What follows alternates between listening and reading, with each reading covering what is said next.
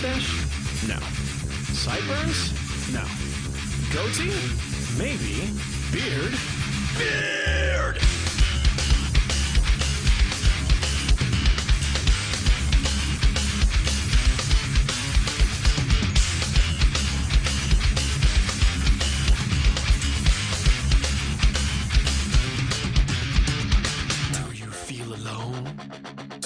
Feel neglected?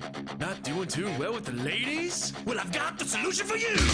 Low self-esteem? Throw a beer! Afraid to follow your dreams? Throw a beer! Are you lonely and sad? Throw a beer! You wanna look good and plaid? Throw a beer! Are you working out? Throw a beer! Did your car break down? Throw a beer!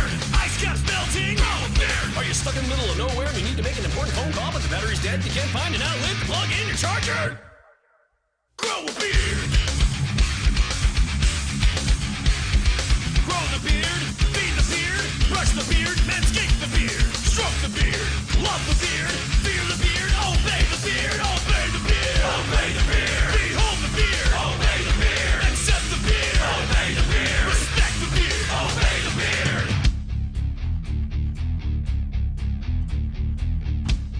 Oh my God. Becky, look at his beard. It's just so beard.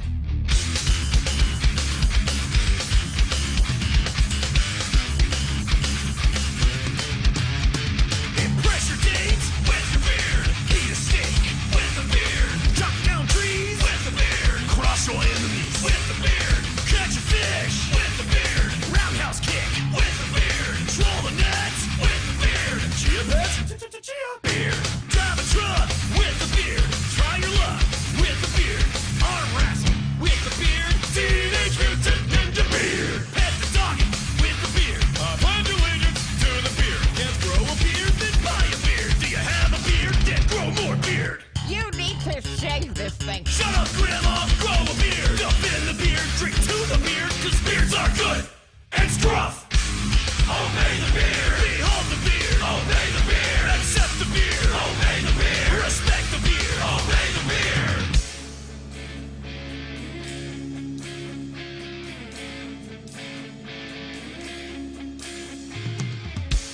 I was so empty and lost inside till I grew you. I put my faith in my facial hair to get me through. Well, I can defy the odds again and again with you on my chin. With every moment you grow closer and closer to my heart. I love you, Beard. If you love it so much, why don't you just marry it? Do you take this beard to be your lawfully wedded beard? For bearder or for worse, in scruffiness and in beard, till shave do you part? I Beard. Abe Lincoln had a beard. ZZ Top, epic beard. Dimebag Darrell, Nettle beard. Chuck Norris, kick-ass beard. Number one making beard. Chewbacca is a beard. Santa Claus, Jesus Christ, God has a beard. Obey the beard. Obey the beard. Obey the beard. Obey the beard. All right. Welcome back, everyone. Everyone, welcome back. I yell to my non-existent co-host at this particular fucking moment. It is Beard Talk Live. Thank you for tuning in and listening tonight and watching over at watch.freetalklive.com. We do have a telephone number if you want to call and hang out, chat with us tonight. That number is 603-283-6160. Again, 603-283-6160. Yeah. So, are you here now? You're welcome. Hey, he's here now. Sweet. You offered. There's more than one beard. Making beard plural. Well, this is the answer to the question of life, the universe, and everything. 47? 42. Oh, 42. I was thinking 37 because of our talk about Clerks some time ago. 37? Not in one sitting. Wait, well, how many? 37? Yeah, that's right. Do you have enough volume and stuff? Can you hear okay? These are things that professionals wouldn't normally talk about on their own podcast. But we do things slightly differently. I personally consider myself a philosophical anarchist. And I realized actually recently I'm almost finished mixing this 3-song EP that I'm putting out on Independence Day. Mm-hmm. And it occurred to me that I'm breaking all sorts of like fundamental audio engineering rules. Really? Like, yeah, there's some rules, some philosophies, if you will, not necessarily rules. None of these are hard and fast that I'm They're more breaking. like guidelines. They're industry standard accepted practices, right? Like it's usually not a good idea to stack EQ on top of EQ, right? But there are uses for it. There are use cases for it. And like, sometimes it's about me being lazy. It's like, I don't want to to have to redo the whole EQ. I just want a little bit more of this particular frequency, and I'll slap another EQ on top of an EQ. So anyway, all that being said, I'm not a professional at this either. So, nobody's paying me to do this. I'm doing it out of my own pocket, and I've self-financed this whole fucking thing. And it's going to be cool. Will it sound? Yeah, it'll probably sound professional. But I'll know, right? There'll be things about it that I'll be like, man, like any yeah.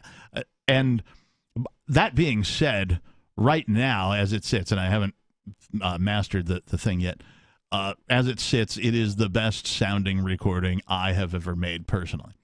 And I've made like a bunch of my previous band's recordings. It's kind of like how it's impossible to please your parents because they will always know what you were capable of and didn't do. Yeah.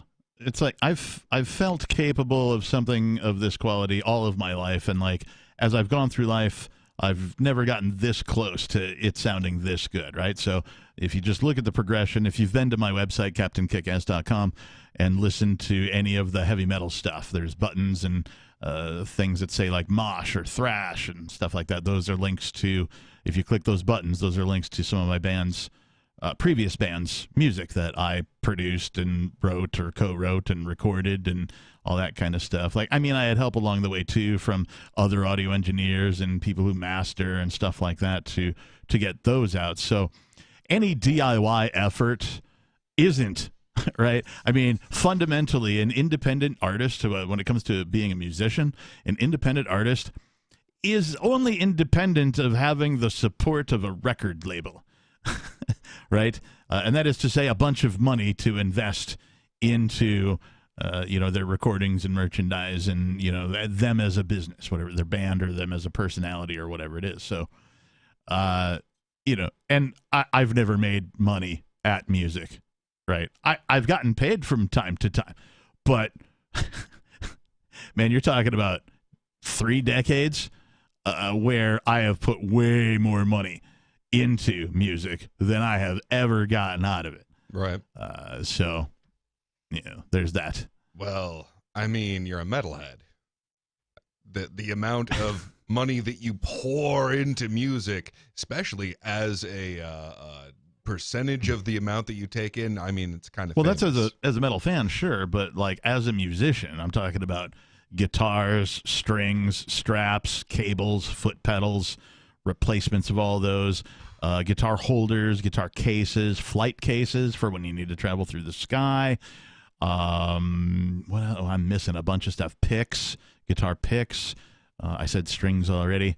There's a whole bunch of other stuff. Oh, amplifiers, amplifier cases, amplifier covers, amplifier repair tubes, speaker replacement, speaker repair.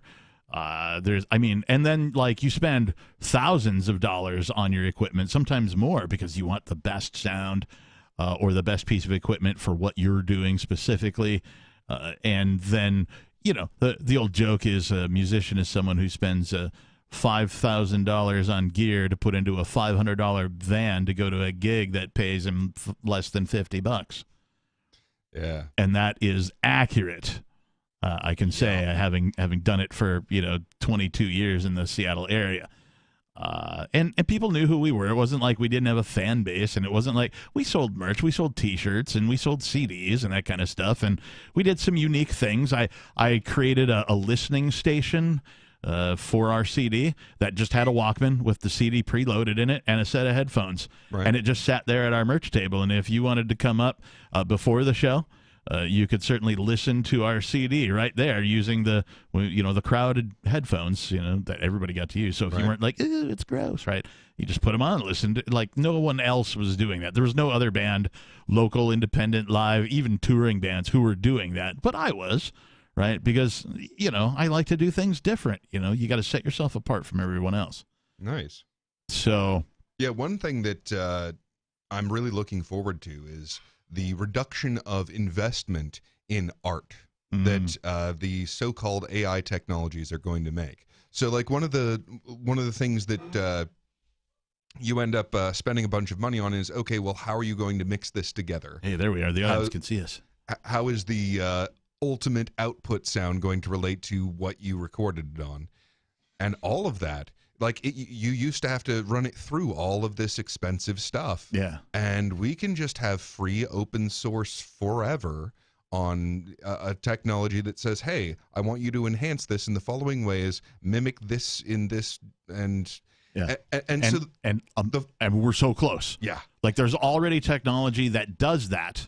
Like, you can ask software to mimic any style of sound that has already been captured in the audio format from the dawn of recordings, from the oldest what was it called, not Motorola, the phonograph, the Victrola, that's the one, the hand crank record player, the phone, that's what you think of, the classic phonograph, the big horn, right, from even before that, from all of music recording history. Everything, that has been recorded basically has been digitized. And so the entire humankind recording of audio, of sound, of music, specifically music, exists online somewhere. You can get a hold of a copy of it. And so any style that has been recorded can be mimicked now by software. And I use some audio software. I'm using Cakewalk again. Yeah. I started using Cakewalk a long time ago after I learned really early Pro Tools. But I switched over to Cakewalk because I got a free copy of it, and I'm like, oh, okay. So I learned how to use that. I recorded a couple of albums using Cakewalk. That turned into Sonar. I think it was just a rebranding. It was still Cakewalk, the company, and that turned into Sonar Producer Edition. Which really wasn't that big of a difference to me between the two versions. But then I got away from that. I started using Ableton Reason, and then Audacity I was using for a long time just for my narration stuff, my voiceover work, my phone system voicings that I was doing. And so it crossed my feed somewhere that Cakewalk was bought by some other company, BandLab or something like that, bought Cakewalk. And they turned Cakewalk into open source, made it free for everybody. Whoa. And I was like, oh, you still have to sign up for a BandLab account to get the free copy of Cakewalk. But, okay, sure, right? And this version of Cakewalk is far superior to anything they ever put out before. It's the producer edition plus all the unreleased features that they never got to before they got bought. Wow. So it's the next generation already of that software. And so I got it for free. So I'm using that. I did buy a bunch of what they call plugins. These are additional pieces of software that plug into your existing DAW. And so I'm using a bunch of those because they imitate a bunch of the signal flows of famous recording studios.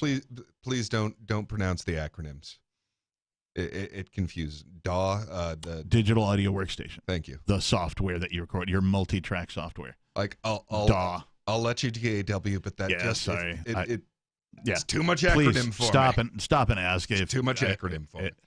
So hold on. So with the emergence of the so-called AI technologies, I was worried for just a moment that the skill of programming would actually kind of become useless. But the thing is, so you've got these things that, yes, they can do, I mean, basically grunt work. And they, they have their quirks of what they're good and bad doing. Yeah. But the thing is, when they screw up, if you're able to look at what they did and figure out what went wrong and like figure out what you actually wanted it to do from where it is, by just being able to look at it to check it, that becomes the new skill. Yes. So the AIs that can mimic these audio things and do these audio effects that are now a paint in the artist's palette are best used by someone who has gone through the process of figuring out, okay, this expensive ass technology doing this creates this effect, and here's where, and of course has a trained ear to hear where that is. But that becomes like all of the professions just kind of level up, because instead of creating all of it, you just have to check some of it. Right. It's like email, right? Everybody now agrees email was a great idea and made businesses a much more efficient machine. You no longer had to buy things like, what do you call them? File cabinets. Yeah. Right. You saved a bunch of money on the space you needed because you didn't have to have a warehouse full of file cabinets for all your business records that you need to keep. Right. So you can go through them later on and figure stuff out. Be like, historically, it looks like we're trending in this direction or whatever. Right. So just the elimination of all that paperwork is phenomenal. Oh, yeah. And when it comes to audio software, the things that they're able to do now, I mean, I have software that has taken the best drummers in all of metal, put them in the highest end studios with the best microphones and the best engineers, and gotten the best tones for heavy metal ever produced, ever caught, and they record them doing all sorts of different riffs, right? And then they just, if you buy their software, now you have access to all of that. You can make whatever you want out of it. You're automatically like licensed to, make a demo or something out of it. And so you can go and say, I need a beat that sounds kind of like dun dun dun dun dun dun dun dun dun, and like the software will be like, did you mean? And then you can scroll through and pick one that kind of matches, or probably even better than the one you have like put into it, and then just take that part and then copy that 4 times. That's a verse now, right? Now you just build songs out of that, and it sounds like you have the greatest drummer ever. Hey, artists, all those like tiny little daydreams that you had, like just a little wisp of an idea of a thing that you could have made, and it just kind of floats through your head and it's gone. Well, you can just like say, hey, describe the thing as best you can. Yeah. Fix it, because also operating the AI, which they will be verbal operations. Hello, Star Trek. Yeah. It will be its own art. Yeah. Like figuring out how to speak to your computer in order to actually get this effect that you have in your imagination, at least in some approximation. Yeah. It's its own skill, and it's an artistic one. What I like is the idea of telling AI to build you a tool that you need. Right? Hey, AI, I need something that will XYZ. Right? Okay, hang on. And it'll program it, design it, throw it in the 3D printer if it belongs in the physical world, right? And be like, that will be done for you in 4 hours or whatever, right? So, okay, great. So I go mow the lawn, I wash the cars, I come back. Oh, look, there's the thing that I asked it to build for me. Right. How awesome would that be? And like that sort of magic happens now in the audio world just with software. So the software that I'm using also allows this. I can call up a drummer friend of mine in the Seattle area, and he has an electronic drum kit, a high-end one. I'm trying to remember what it is. Mine's Elise's. He has his is the Roland. Super high. It's like, I don't want to say how much it costs. It costs a lot of money. So he can play this thing, which when you listen to it without headphones, it just sounds like he's thudding on pads, right? It doesn't really sound like anything. But that gets recorded as data, as information. It's called MIDI information, right? And he hears something. He has it set up to sound like his own kit or whatever, his favorite kit. But when he sends me that file, I can take and change it into any other drum kit that has ever been sampled, right? So I can pick the kick drum sound that I want, the tom 1 sound, the tom 2 sound, the crash cymbal, the hi-hat, the ride cymbal. I can choose all of those that I like instead of the ones that he likes. And so with that, you customize what somebody else played to a kit that you like. And that's, I just did it. right? Like it's one of the things that's I got to work with two different drummers. My friend Steve, who's the more technical of the two, and then my friend Sean. He did drums on Contaminated Mindware is one of the tracks. Steve did the drums on a song called Words, and then I did the drums. Not that I played them. I did the drums as I described just a little bit ago for I'm going to call it the single, the one that's going to have the music video called It's Time. This might be the first time I announced the track list, so congratulations, listeners. I just thought of that. Nice. Yeah. Well, now you know something you didn't know before about the EP. We've got people holding, so let's go to them. This looks like I think I know who this is, but Beard Talk Live. Who the fuck is this? This is the one your mother warned you about. My ex? Did you get axed? Let me ask you a question. Molly Hatchet. Do you remember those guys? No, Major Payne doesn't remember Molly Hatchet. Mama had a baby and her head popped off. Remember that one? I remember doing that to Dandelions for some reason. Yeah, that's where that came from. What was that about? Old childhood thing. Like they found you under the turnip leaves. Or stork brought you. The turnip leaves? Yeah, out in the cabbage patch. Is that like phlegm? Phlegm? What is phlegm? Oh, it's something that they use to make a plumbus. It's true. You mean a poultice? A plumbus. No, he means actually. A plumbus. Yeah. Someday, Major, when you have a computer in front of you or even a phone that you can watch YouTube videos on, just type in plumbus, Plumbus, and watch the video. You'll understand shortly. Well, it's intriguing, but if you could. I think you could explain better, Lucy. I really think you could. Hey, Major. Yes, so, sir.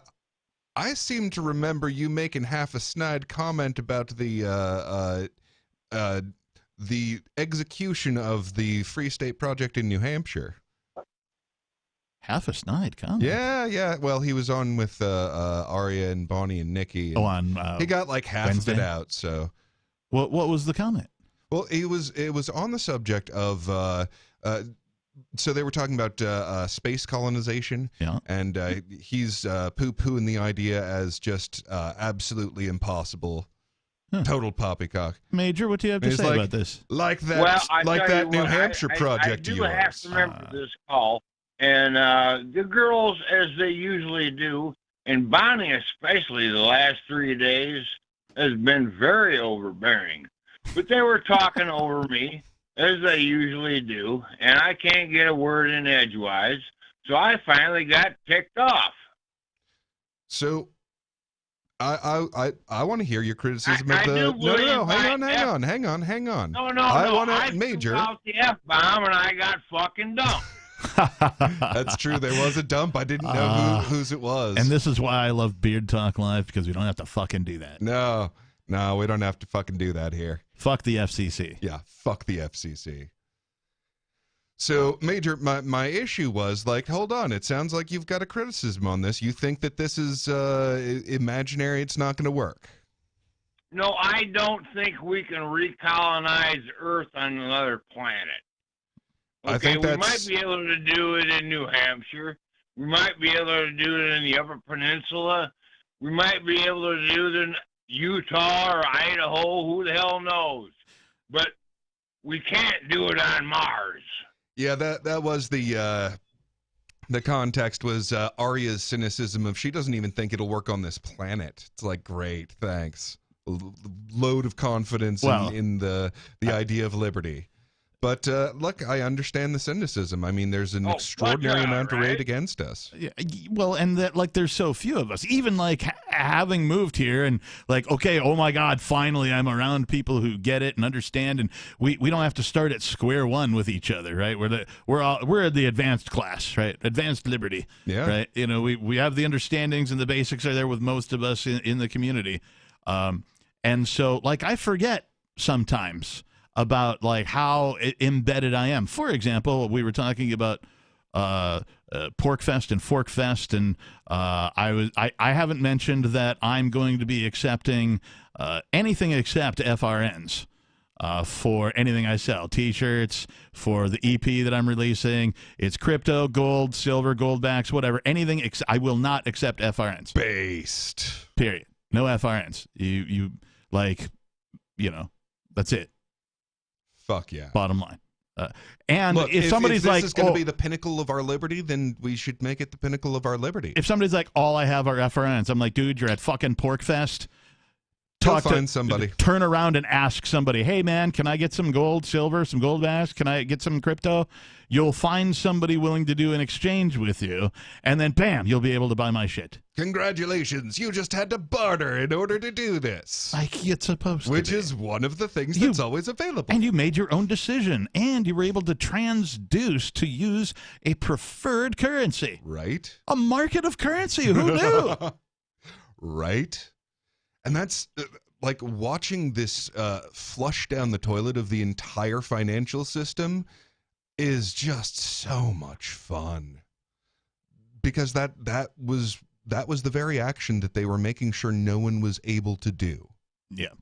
That's it. That's all. Oh, you talk to people about things you value and then trade things you value with human beings. Just to address Major Payne, I absolutely believe humankind will travel in space and do what human beings like to do. Some people have asked, what is the meaning and purpose of human life? And I can tell you the observed answer is this: breed and conquer. That's it. Like, if you boil humankind down to the two things that they ultimately always do, they breed and they conquer. Well, But you have to have a place. hold on. Now, if you call like creating air conditioning conquering, then sure. Well, no, that helps with the breeding. Cools you down after you do the thing. Oh, well, then I'd go during. breed and or conquer. Yeah. Because you can pick one or the other, at least for some amount of time. Right. What I'm saying is, like, the drive to breed and conquer, I think, drives the rest of humanity, right? Somebody wanted to, like, date a pretty girl, so he invented air conditioning and thought he'd be, or whatever, right? Yeah, it's Eros and Thanatos. What? Like, Eros and Thanatos. It's Greek. So, erotic. The word erotic comes from Eros, which was... it's two words. I'm the sorry. I son thought of- you were saying one big-ass word. I'm like, what the fuck is that? Eros and Thanatos. I got you. Thank you. So Thanatos, just like the villain from the Marvel Thanos, movie, yes. all about destruction. Yeah. Now, Eros is the word erotic comes from it. Eros was it was Cupid, right? The son of Aphrodite instead of Venus in this case. Okay. So Eros and Thanos, they're the creative and destructive urge of reality. So, like, one of the things about Nietzsche was great at exploring Thanatos, like the destruction, the death side of existence, where things fly apart from each other. Yeah, you were very accurate. In yes, that's a fundamental part of life. You are completely missing how everything is also attracted to everything. Like, gravity is a physical expression of what is in emotions love. Yeah. So, like, that drawing together, that really is that's what determines things, right? You find out if people, like, get on the same page with each other, and that becomes what society is. All right. So, historically speaking, mankind has, if they decided to go explore it, they figured out how to do it. Caves, volcanoes, the depths of the ocean. I mean, I know we haven't gotten to the depths of the ocean. Like, there's parts of the ocean that are unexplored. Oh, yeah. Because we can't survive in that dense of a pressure system, Not for at least long. There's yet. a lake Anyway, here in but Michigan they never found the bottom of. sure. But, like, for the most part, mankind has definitely explored the entire Earth and conquered it to some extent, at least the land-bearing parts. Well, that goes back to air conditioning being part of conquering. So, like, yeah, part of the make it habitable. Right. We've gone to the moon already, if you believe the United States government. Human stuff's definitely been up there. My bet is that humans have been on it, but who the hell knows? But let's just assume they have. So the next logical thing is everything you see in the science fiction movies, right? Now, growing up as a science fiction fan, I've witnessed science fiction like come true. Like stuff that would only be considered sorcery in 1976 exists today, right? And so I watched this stuff happen. So it's only logical, I think. And I also think that humankind is going to split into two factions. I think the transhumans, not people who are trans sexually, people who modify themselves with technology. This is coming. This is brain implants that align your computer with your brain with a computer in some way. Maybe it's to enhance your vision. Super suits are already invented. There are companies releasing prototypes of super suits that you just wear. It's like it's something out of Iron Man. You just wear this thin exoskeleton on the outside of your body. It makes you superhuman strong. You can run super fast. These things exist already. They're just not on the market yet. So all of these things are coming. It doesn't take a leap of logic to go, oh, that just means, adaptive spacesuits and, the transhumans are the ones who are going to be able to survive space travel long enough for it to be worthwhile because life longevity will increase for those people. Let's go back to the root of this whole subject. First off, we have to find a planet that is habitable for humans, which has not happened yet. We haven't gotten out of our own galaxy. That has never stopped people before. When people got into the boats on the oceans for the first time, did they go? No, listen to me.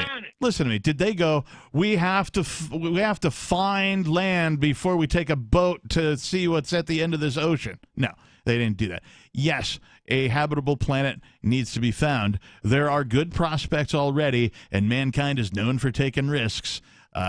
So it's going to happen. It's going to happen. The transhumans are going to incorporate themselves with technology. They're going to extend their ability to live long in space without gravity and all that fucking shit because of their body modifications that they do. And they're going to be able to take the trips, take the risks, and go and land on some of these hot prospect planets that we don't know if they're habitable or not, at the risk of dying, because that's what people do. Well, you're right. There might be crazy explorers, but if perchance they find the new utopia, you will still be obliged to pay the freight to go. It's not like you can get in your wagon or build a flatboat or a ship and go downriver or across the sea. I mean, yeah, you got to pay to put gas in your car. You got to buy the car before you can do that. I gotta do that to go to the store. Well, so here's the thing: there's a progression of technology here, right? And it's going to go from the easiest to the hardest. Now, I'm pretty fucking sure that space is the hardest. So far, no one's gone to the moon and then had kids after they come back. So we're gonna need to figure out that whole radiation from space deal before we can have anything really live anywhere but here, where we're nice and sheltered by miles of atmosphere. Yeah, unless what you send into space isn't 100% human. I'm saying look, I don't know how it's going. I don't know what the market will provide, but I think the market's going to take a while to provide external survival, like long-term beyond Earth. Sure, maybe it in today's terms, but let's not forget about the increasing technology curve of invention that is upon us, right? I was talking not too long ago. I'm like, you know what? Bitcoin is like the big thing, the big fucking invention. It's the next television. It's the next internet. It is, Bitcoin, cryptocurrency is that next marvel of human, ingenuity. And then AI came along, and I'm like, I guess this is the next. So no, you were right the first time. No, seriously, that's just it's marketing hype. Don't get me wrong. There's a lot to be hyped up here because holy shit, things are popping off in every direction. But the focus that this is getting is inordinate, and I am so grateful for that. In the next 20 years, we will see as much technological progress as we have in the last 50. Yes, and that's amazing. Yeah, maybe more than we have in the last 50. Right, so. If you make it 20 more years, Why? You're going to see some amazing fucking shit. That's all I'm saying. Well, and come to think of it, one of the big things about this, it's a major technology that emerged after the existence of a non-fiat option. Mm-hmm. So we don't know what the technology of a distributed ledger monetary system is going to make with the new revolutions that come up, because I mean it's a technological revolution every other minute these days. It seems that way. So yeah, the exponential effect that turning point in human existence is, we'll find out. So far it's AI. All right, Major, hang on. Beard Talk Live, who the fuck is this? Hey, this is Chad from Michigan. Hey, Chad from Michigan. What's up? You're on Beard Talk Live. What was the recording I was hearing on the line? God damn. Is that really why you called? It isn't, but it was just really weird. I called like 8 times. Can we just skip over that? It's a problem we can't solve until we have money to move out of this studio. Oh, really? Okay. Yeah. Well, I am so excited for PorkFest. Nice. Is it true that Mikey is banned? Is that really happening? I never saw the word banned. I saw somebody tell him he's unwelcome. Somebody who, most folks agree is sort of in charge of the thing. Yeah. So but I don't know for a fact, did that get resolved some way? I don't know. I go with it. It does and does not exist. Yeah, no, it's just, it seems like a bad idea. Schrodinger's drama? Yes, it is Schrodinger's drama. So, even if the ban exists, it doesn't work. And I haven't seen anything that shows that anyone's serious enough about it to bitch about it later, but we'll see. And, if he has a ticket and a site already, I mean, if I'm him, I'm showing up, right? Dude, it's complete BS. And I normally back up Dennis. Yeah, and it's also not going to work.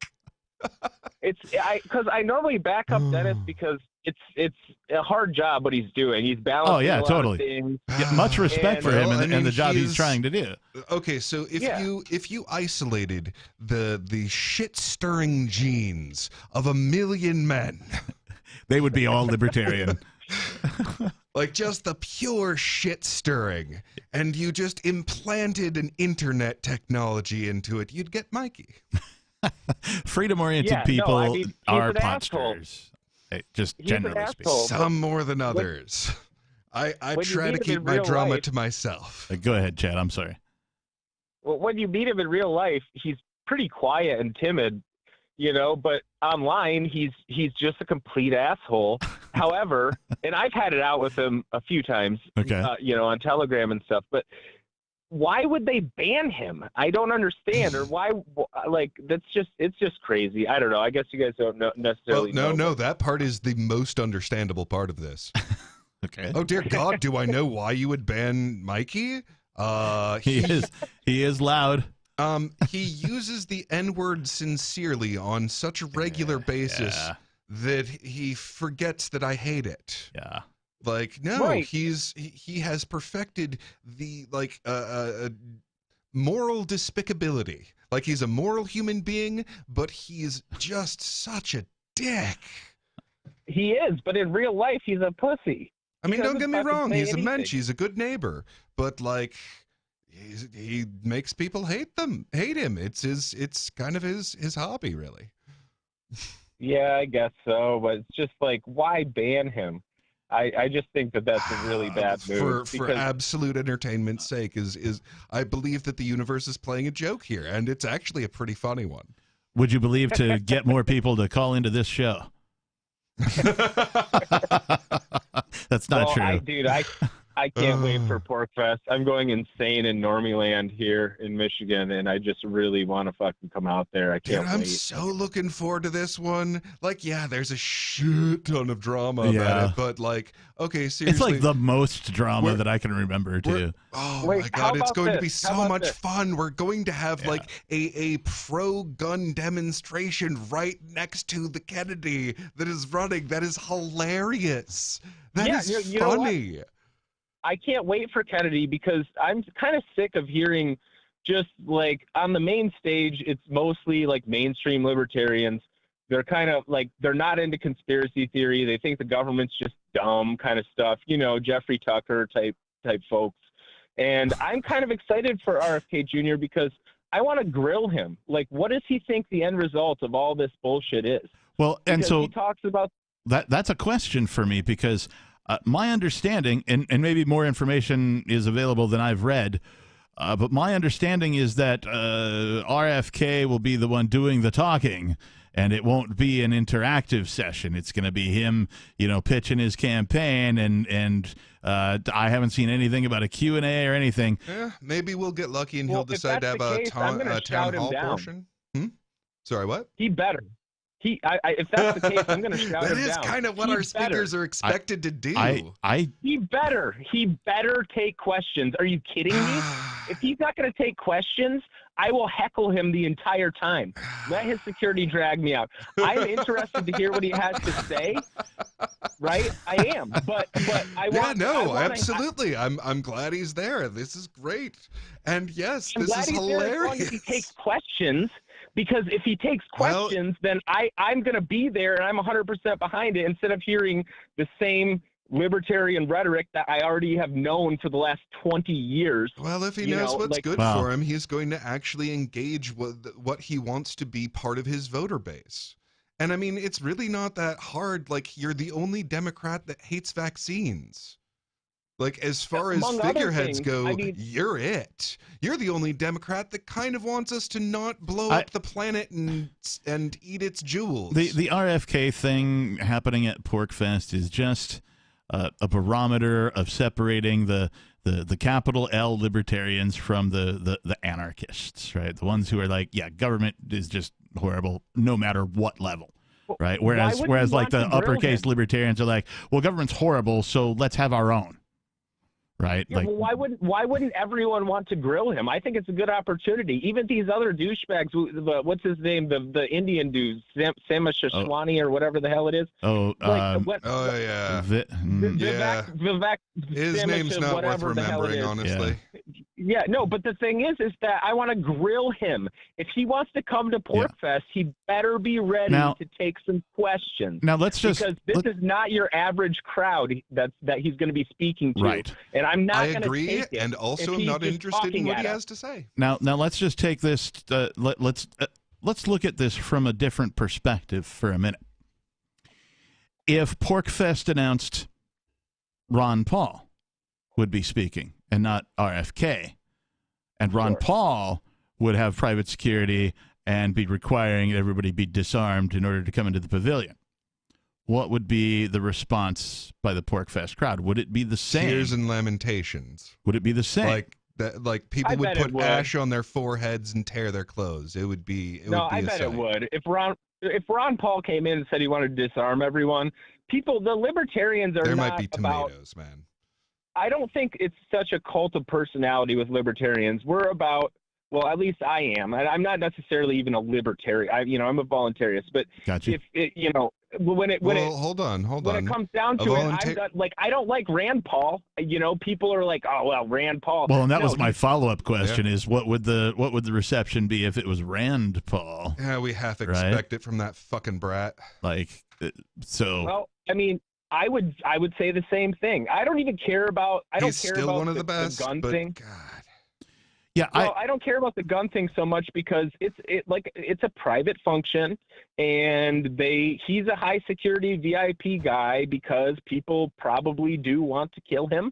I'm assuming. I don't think he's very popular in certain circles. By people, you mean the federal government? The federal government, possibly. Although I don't trust him.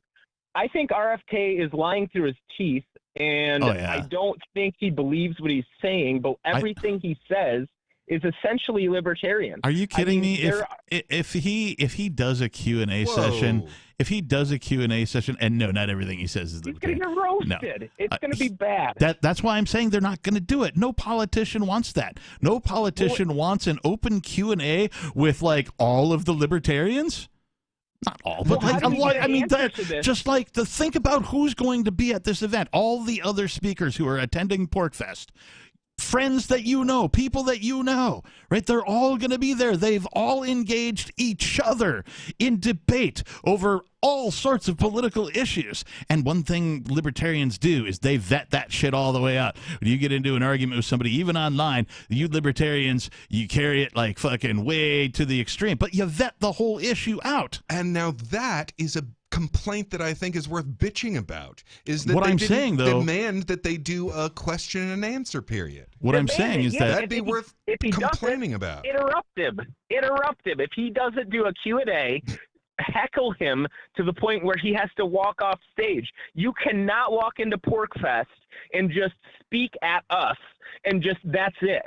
I'm sorry, you can't do that. If you're going to do that, then I'm prepared. I don't want to protest outside of it because, I said, the gun thing isn't a big issue to me, but let's shout him down. We want questions. Are you going to come to the campfire with us, Blue Blood?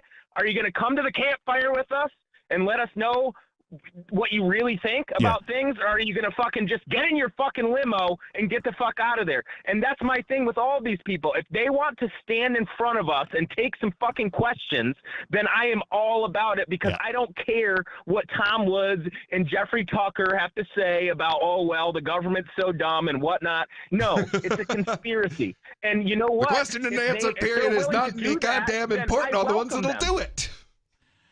I welcome them. I would welcome Joe Biden if he wants to come in and fucking go through the meat grinder that is the voluntariest fucking people. Then let's see what he can do. But if they're going to sit there and speak at us and just not let us ask questions, I'm ready to throw tomatoes. Okay. I mean, I'm not about that. So, but Chad, these people need. Yeah. I don't know how old you are, but have you ever been to any other like politician campaign event? You know, most folks weren't always voluntarists, so I know I've been to one, and I found it disturbing on many levels. But have you been to one? The only ones I've been to were Ron Paul. I worked on Ron Paul's campaign in 2008 and 2012. Okay, all right, that's close enough. So you know, like, what the mechanics of that are like, and like how it goes. You attract the people, and like the guy gets on stage and talk. He's got big speech, right? Yeah, and so that's what politicians do. So think about what politicians normally do.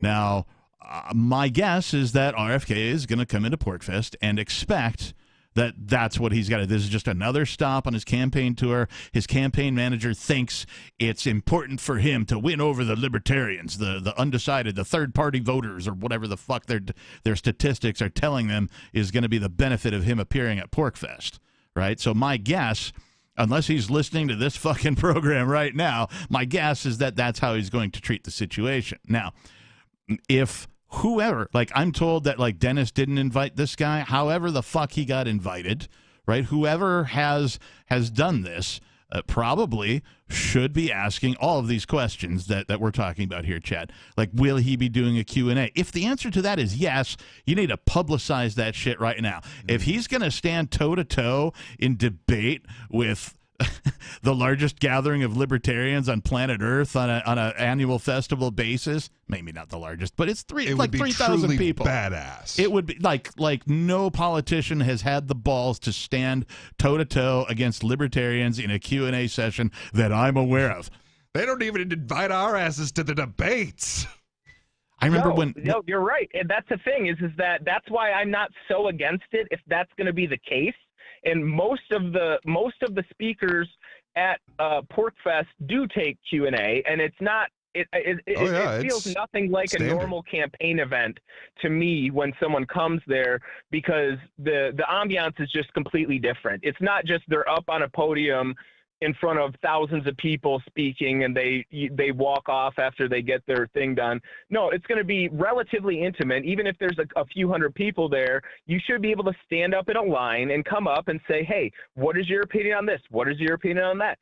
And if he does that, then I don't understand why Ian and Aria have such a problem with it. However, I will join their camp if they're not going to take questions, because like I said, I'm ready to throw rotten tomatoes. If they are not going to speak or answer questions, that would be a violation of the non-aggression principle, technically. Well, Well, I'm saying it figuratively because obviously I'm not going to literally do that. But Okay. I mean, I'm going to heckle, no doubt.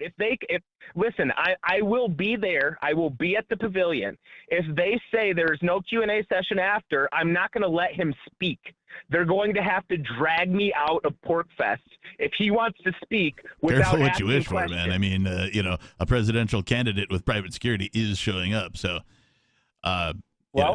Okay, I'm not afraid. I've been arrested many times. I am not afraid of that. If that's what it's going to come down to, then it is what it is. But these guys, the Vivek whatever whatever the other chick is who's coming, if they're there, I'm going to be there and I'm going to be interested. Normally, I don't like the main pavilion because it's just cookie cutter libertarian crap. I already know it. I don't care. If you're not a conspiracy theorist and you're a coincidence theory guy, like Jeffrey Tucker, okay, like I heard, the government's so dumb and they can't do anything. It's like, okay, well, I don't care about here. I'm going to go to the little tents. And I'm going to go to the people who are interested into splinter societies and stuff like that. Sure. But if you're a blue blood, if you're a Kennedy, if you're a multi-generational Luciferian psychopath, and you're going to come in there and you want to answer questions, I'm very interested. I'm very, very interested. And I want to see them come up and, expose themselves to us, and then you know what? Come whoa! Hey, hang on! I don't want discussion. anybody on stage exposing themselves to me unless I'm inside of a club where I specifically engage in that activity. Well, they will, and I'm not going to judge him by his bare their soul. If he's really going to go against the grain, if he really wants to disband the CIA, if he wants to talk about all of the operations that have been going around the world, from killing his father, killing his uncle, the death squads in Central America, the whole 9 yards. If he wants to go into that and talk about what the end game is, if he were to win the presidency and actually do what he's saying he's going to do. Well, that would keep him from getting elected. Yeah. Well, that's fine. And you know what? Okay. Well, but we're talking about PorcFest, and if he's there and he wants to come here, I demand that you make yourself unelectable. Here's what I think. Talk at us.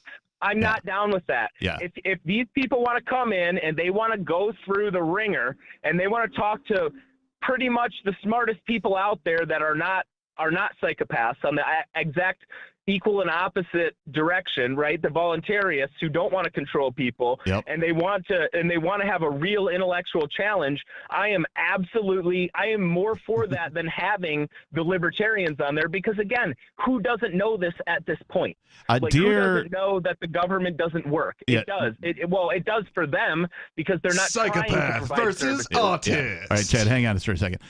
Dear anyone who ever wants to be a candidate for anything, well, really ever, but particularly, if you're running for president or something and you want to come to PorcFest, I think, just my opinion, the way you should do it is to just come to PorcFest, right? You don't want to be like a speaker. Like, buy your fucking ticket, rent a hotel room. Right? Bring security with you if you have to. Yeah, bring security with you if you have to, but just realize everybody else is going to be armed too. So you can be armed and your security force can be armed, but so is everybody else. And just walk amongst us and talk amongst us and interact with us and transact with us and get to know us. That's what I'm saying. That's exactly what I'm saying. Come on, blue blood. Come on, Kennedy. You want to come out? Come out. We'll fucking talk to you. Yeah, but step off the stage. Talk at us. Yeah. I mean, if you're supposed to represent the people, how about literally talking to the people that you're asking? Hang out with them for a week. Yeah. And how does he even think that taking guns away from the pavilion is going to make him secure? I mean, are you kidding me? I know. He's probably in like the most secure location for that week on in New Hampshire at least. They scouted Rogers campground? I mean, look, I get it. They have. I get it. The dude's got a neurosis about guns. Okay, I'm willing to grant a Kennedy a neurosis about guns. It's silly. Sure. It's childish. But wait, isn't he supposed to be an anti? We're the ones making is he you pro-gun? the most safe that you could possibly be. He's pro Second Amendment. He's pro 2A, but yet he wants. He Bullshit. Yeah, so apparently he's not pro 2A. No. Well, that's Fuck fine. No, no. it's a private event. You know what? Second Amendment has nothing to do, and I know this has been debated ad nauseum. Yeah, on I know Telegram. where you're going with this. Yeah. No, and so that's the thing. Like, I like to pick according to these things. Like, his downside is that he's not 2A, but like, I'm not fucking worried about you taking guns away from people.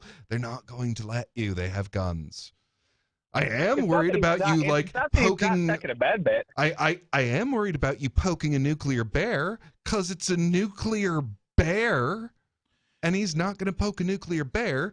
Like, dude, you want to try and take that? That's silly. It's not going to work. You're going to know that. So the 2A thing, because I think the Constitution is, well, just a piece of paper with words on it, right? That's all the effect that it should ever have on man. So take that away. If he really is for gun rights, then he should allow individuals to decide for themselves whether or not to be armed in his presence. No, there's literally no way that he's for gun rights. The guy, so he posts to Twitter about how it is an abomination to have a gun that can be easily disguised as a cell phone. Oh.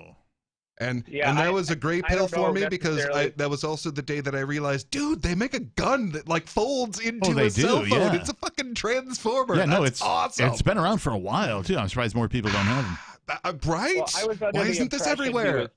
He was pro Second Amendment. However, I could be wrong about that, but that doesn't fucking way. That doesn't even really affect the situation because, like, my mom doesn't like guns in her house, right? So I'm not going to bring my gun to my mom's house because she doesn't like it, and it's her private property, and I've agreed to that. And she is, in general, pro Second Amendment. Sure. She's just terrified of guns.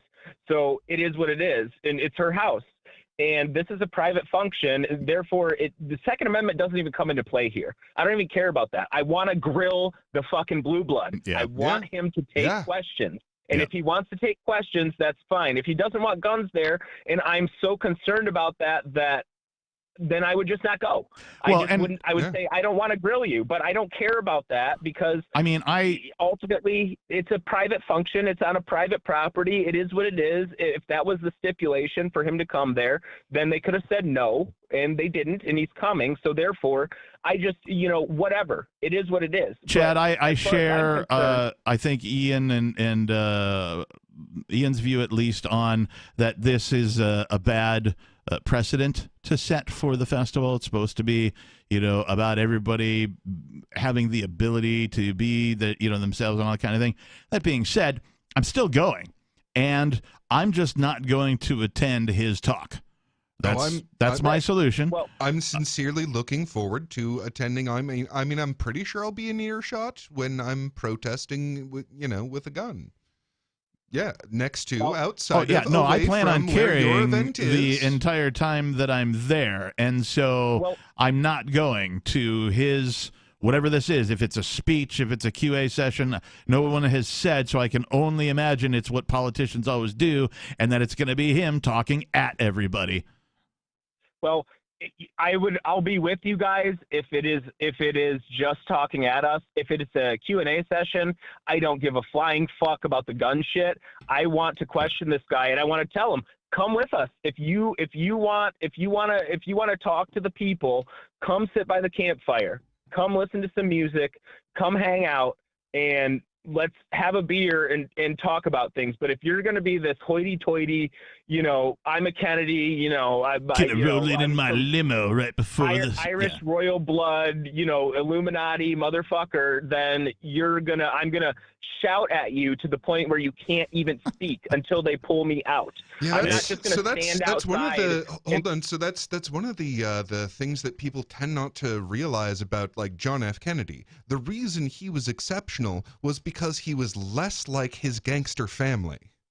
Like, that was the weird thing about Kennedy. Like, his dad was a bona fide fucking gangster. And, like, that was the family business. And he, like, didn't want to do that. So he picked a different mafia. Right. Well, that's the thing. Yes, you're right. But I'm not going to judge someone by their family. Yeah. If he wants, I'm not going to just judge someone by their family. I'm not going to your actions are what matters. Yeah. I mean, it gives you shit to look out for. Like if Well, you know that, like, dude, he literally comes from these crime families, then yeah, you want to look out for what these crime families do. Hang on a second. But I do judge a man as an individual. Hey, Chad, I got to ask you a question. Do you have a beard? I do, yes. Is it a big beard? Currently, it's fairly short. It's a close-cropped beard. All right. But a beard nonetheless? All right, just checking. Yes. I forget to ask have these a beard. things all the time, so I was like, oh, shit, I should ask this guy if he's got a beard. All right. Yes, I have a close-shaven beard right now. It's not required for you to have a close-shaven beard, but it's just Beard Talk Live, and I assume at some point we'll get some calls from somebody looking for, like, beard products or, some sort of oil to put in his beard, something like that, something that's... I don't use any products. I grow mine out, especially in winter, pretty long, but I haven't shaved in probably 4 weeks. I've got a decent beard going right now. All right. Hey, Chad, thanks for the call, man. We appreciate you. 603-283-6160.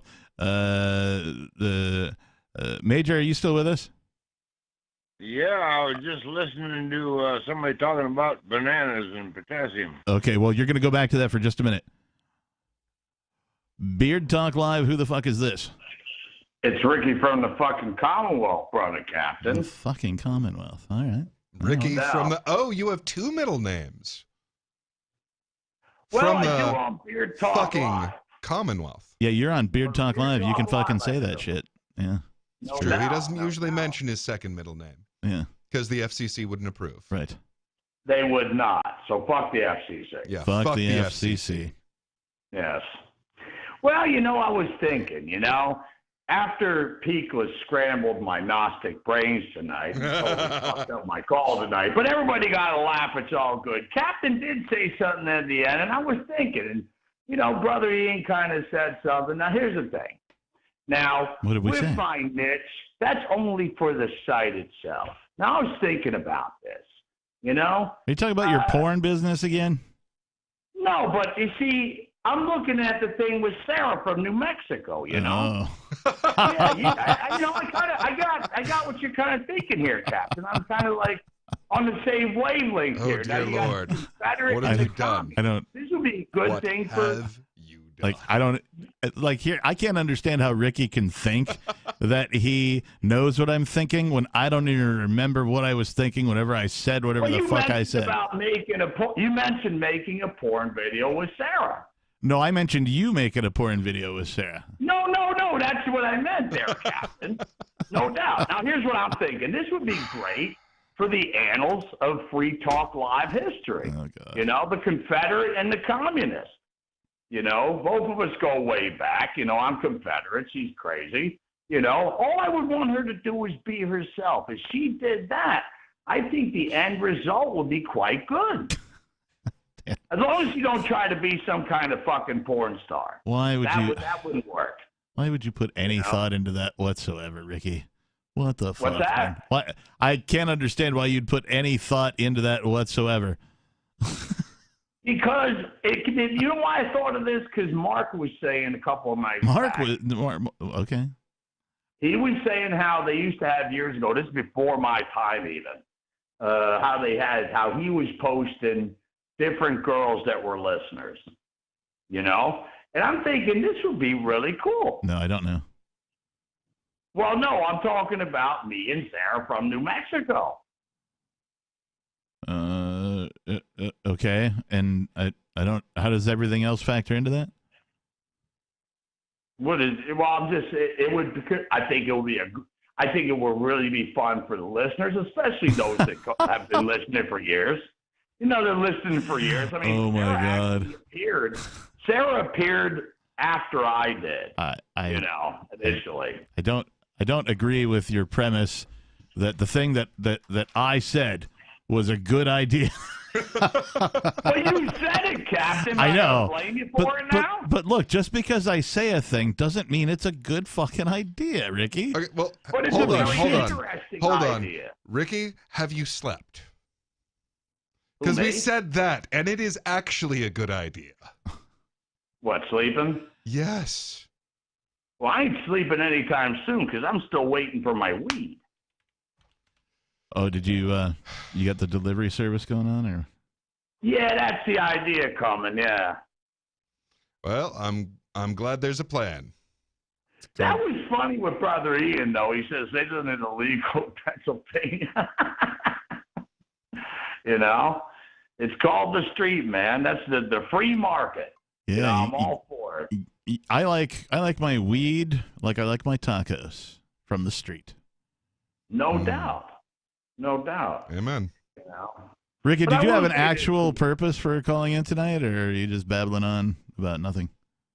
Because if you know, I did. I thought it was interesting, but I guess it wasn't, you know. But I will say this, you know, as far as Peakless was saying, I think that he did say something, though, and he said maybe he's misusing the word status, and that's kind of the way I feel about it. No, I said maybe I'm not using it the way you that you think of it. You keep using that word. Yeah. I do not think that it means what you think it means. Look, dude, if there is a law being imposed on me that I didn't pick, then fuck you. Okay, it's a state by any other name. If I don't make the agreement, and look, it's easy to make all the obvious agreements, like not killing each other, not stealing from each other. We can all just make one fucking agreement, non-aggression. Sure, we can argue about the things on the hairy edge and the gray areas, but the fucking idea is pretty easy rule to agree to. Yeah. Now, all this other shit, taxation being part of it. I mean, and I didn't mince words when I say, hey, I went through there, there's fucking speed limit signs, because that's the obvious indication that there's arbitrary shit. You know, speed limit signs are pretty thin, and I disagree with that. Arbitrary bullshit that I am compelled to follow at the threat of force. Yep, gonna get an armed Speed limit fucking signs bandit. are ridiculous. I agree with that one. Yeah, everybody and the knows. tickets that they imply, and the entire set of bullshit, all of the bullshit, any fucking rule, except non-aggression that you didn't get my agreement on. More accidents. Hey, Ricky, you're gonna have to hang on. Beard Talk Live. Who the fuck is this? Matt. Hey, Matt. You're on the show with Peakless Mountaineer and the Captain. What up, Matt? Yeah, I'm calling in because I was curious as to what your opinion is on living amongst the enemy. So I know you're from the Seattle area. I think Peakless is from Hawaii originally. Actually, why does everyone think that I'm Richie Rich and he's me? I don't It's know. fucked up, That's man. fucked up because you are completely different people. Like, I could tell you apart. It's Beardist, man. And I don't It's see Beardist. very well. I could tell you. But no, Peakless is Colorado? Or baritonist. Is that right? Colorado? Yeah. Okay. All right. Well, I guess that kind of fits in, but like I mean, so I live with just the worst people you could possibly imagine, and it's not by choice. But Statists, right? What do you think is the best way to cope? I know that being close to Massachusetts, you guys are probably used to having to deal with those kind of people. Do you have any coping strategies or things that help you deal with the kind of statist people that you interact with? Wow. Dealing with statists. Wow. What I like to do is I like to shut the fuck up. You know, every now and again, regular folks will ask a question and you'll answer, you know, your honest opinion on it, and it'll be shocking to them. I forget this all the time. I forget that having the perspective of freedom is shocking to the normal person, the public school educated, you know, we call them normies, right? The ones who are clouded by the propaganda of statism through the public schooling system, and then don't even realize what is happening to them. And I feel so bad. Like pity's not the right word, because I was one of them. I was a fucking zombie. I was a statist fucking zombie. Yeah. And somehow I got fucking lucky. I don't know what happened. Somehow my brain, and I had help. It was a whole bunch of other people doing like media and stuff like that brought me to these ideas. But like I was there, and so of logic. Yeah, I feel so bad for the people who don't get it. I'm like, oh my gosh. So how do you cope? That's a great fucking question. I cope with human stupidity no matter what flavor it is, if it's statism or just because humans do dumb shit. I cope in the same way. I've given up one of my coping mechanisms, at least for a period of time, because I'm trying to be healthy, so that's drinking. So that's one of my coping mechanisms, just doesn't even fucking exist. I do the marijuana from time to time, every now and again, now and again. My first suggestion is meditation. It is really important because you're going to have a lot of patience. I require an enormous amount of alone time just to exist as a human being on planet Earth. It's one of my weird quirks as a human.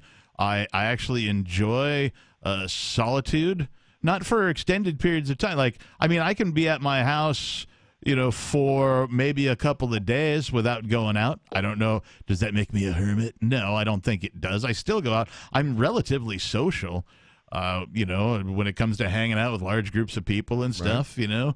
Doing this. I played guitar in bands. Like, sometimes, a little attention's good for the ego, It's just how human beings are wired. And so, right. but I want it on my terms when I'm ready for it, right? I don't want it to be so I like my alone time, and I need a lot of it compared to like anybody else, just to cope, because like when I'm alone, I get some meditation time. I get time to sort my thoughts. I get time to reprioritize. Having that time to myself allows me to stay focused on what I feel are my life's missions, if you will, right? I got, one of them is, I'm doing it right now.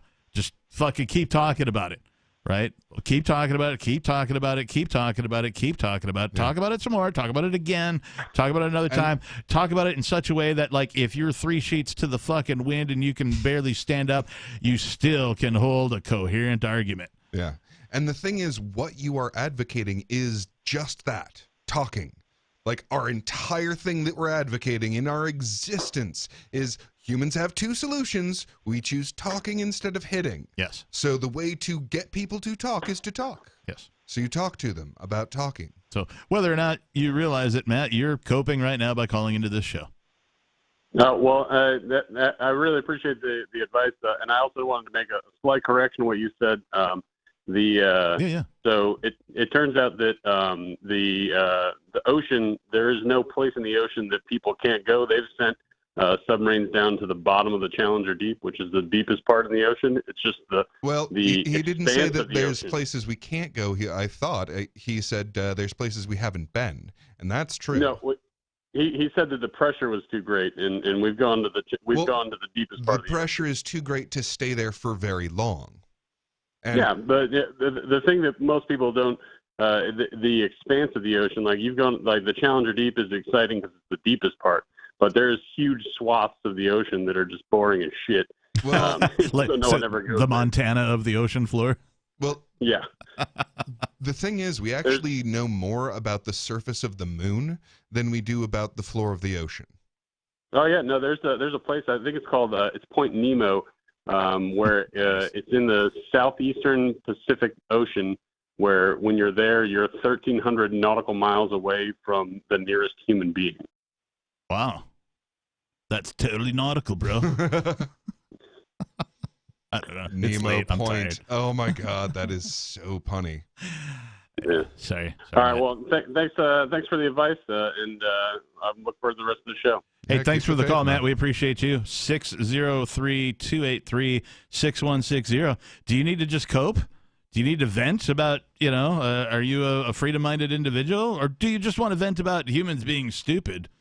You can do that. It's Beard Talk Live, uncensored. All right, let's go. All right, Major Payne's back now. Major? Oh, hello? Yep, hello. You're back now. You're on Beard Talk Live again, you fucker. Oh, Mr. Motherfucker to you. All right. So? Well, I mean, I do have seniority. Senor? Are you? I didn't think you were Mexican. I'll take your seniority, but no senorage. All right. Senor Pan. All right. Did you? All right. Did you think of anything interesting while you're on hold? Well, you guys are the ones that brought up this thing about the girls giving me a hard time, area complaining about me, complaining about her telling all this, whatever. I want to hear all about that, but hang on for just a minute, Major. Beard Talk Live. Who the fuck is this? Hey, it's Mike. What's up, beardos? Hey, Mike. Are you a beardo? No. Well, I'm a mustachio. I mustachio a question. I trust you as much as Captain trusts a man with two first names. What did he say his name was? Mike? Is it Fair Mike? enough. Is it Mike? Is that I right? got road raged. Yes, it's Mike. Okay. Wait, you got road raged upon, or you were road raging? Yes, I was the victim of. I don't know if it violates the NAP. Maybe you can tell me. I have to ask, are you a shitty driver? No, Do you incessantly drive like at the speed limit or 5 below? I can be aggressive, but it's like justice. You know what I mean? Like I use my turn signal, I get over to the right. Yeah. If I have to pass you on the right, then you're the one fucking up. Yeah, I agree. For the most part. Amen. All right. So what I happened? was in the rightmost lane. only an This asshole truck's for going vengeance. slow in front of me.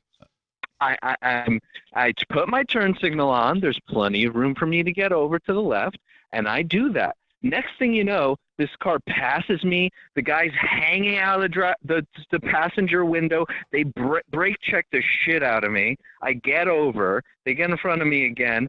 I move over. I move over. They swerve into me. I'm behind him again. He slows way down and then keeps trying to brake check me. So I actually pull over into the shoulder. Uh-huh. I was tempted to. I was like, this guy's going to just crash his car into me. It was very, very serious. Yeah. They're Connecticut drivers. I'm like, man, do I call the cops? No, I can't do that. Try to diffuse the situation. But I don't know. Someone mentioned drivers and massholes. Connecticut's worse than Massachusetts. That's basically what my call. Oh man, some sources say that the traffic in the Seattle, Washington area is the worst in the nation. Some sources. Oh my God. And I lived there for 22 years. I have seen it all. I've seen everything. The only saving grace that the Seattle, Washington area has when it comes to drivers is that they legalized weed early on, and everybody just chilled the fuck out, right? Like, COVID came along, and then there was no traffic, so but I left before that kicked in. I suffer from road rage, right? But I cured road rage. Do you want to hear how? Yes. All right, so you can send $29.99 to the following. No, I'm just kidding. I'm gonna tell you right here, right now. I cured my road rage. All right. By moving to a small town in New Hampshire. Right. No, it literally. Is the perfect cure. I've probably flipped off like a half a dozen people since I've moved here. Been mad at them. Been in a situation where. Somebody's doing 5 under the speed limit, and then they're slowing down, and then they're speeding up, and then they're slowing down, and then, they're doing 10 over, but now they're doing 5 under. Now they're 10 under, right? They're swerving, right? All this kind of stuff. And you finally get to one of these things where you can go around them when they have it for the trucks going up the hills or whatever around here, because there's a lot of mountains in New Hampshire.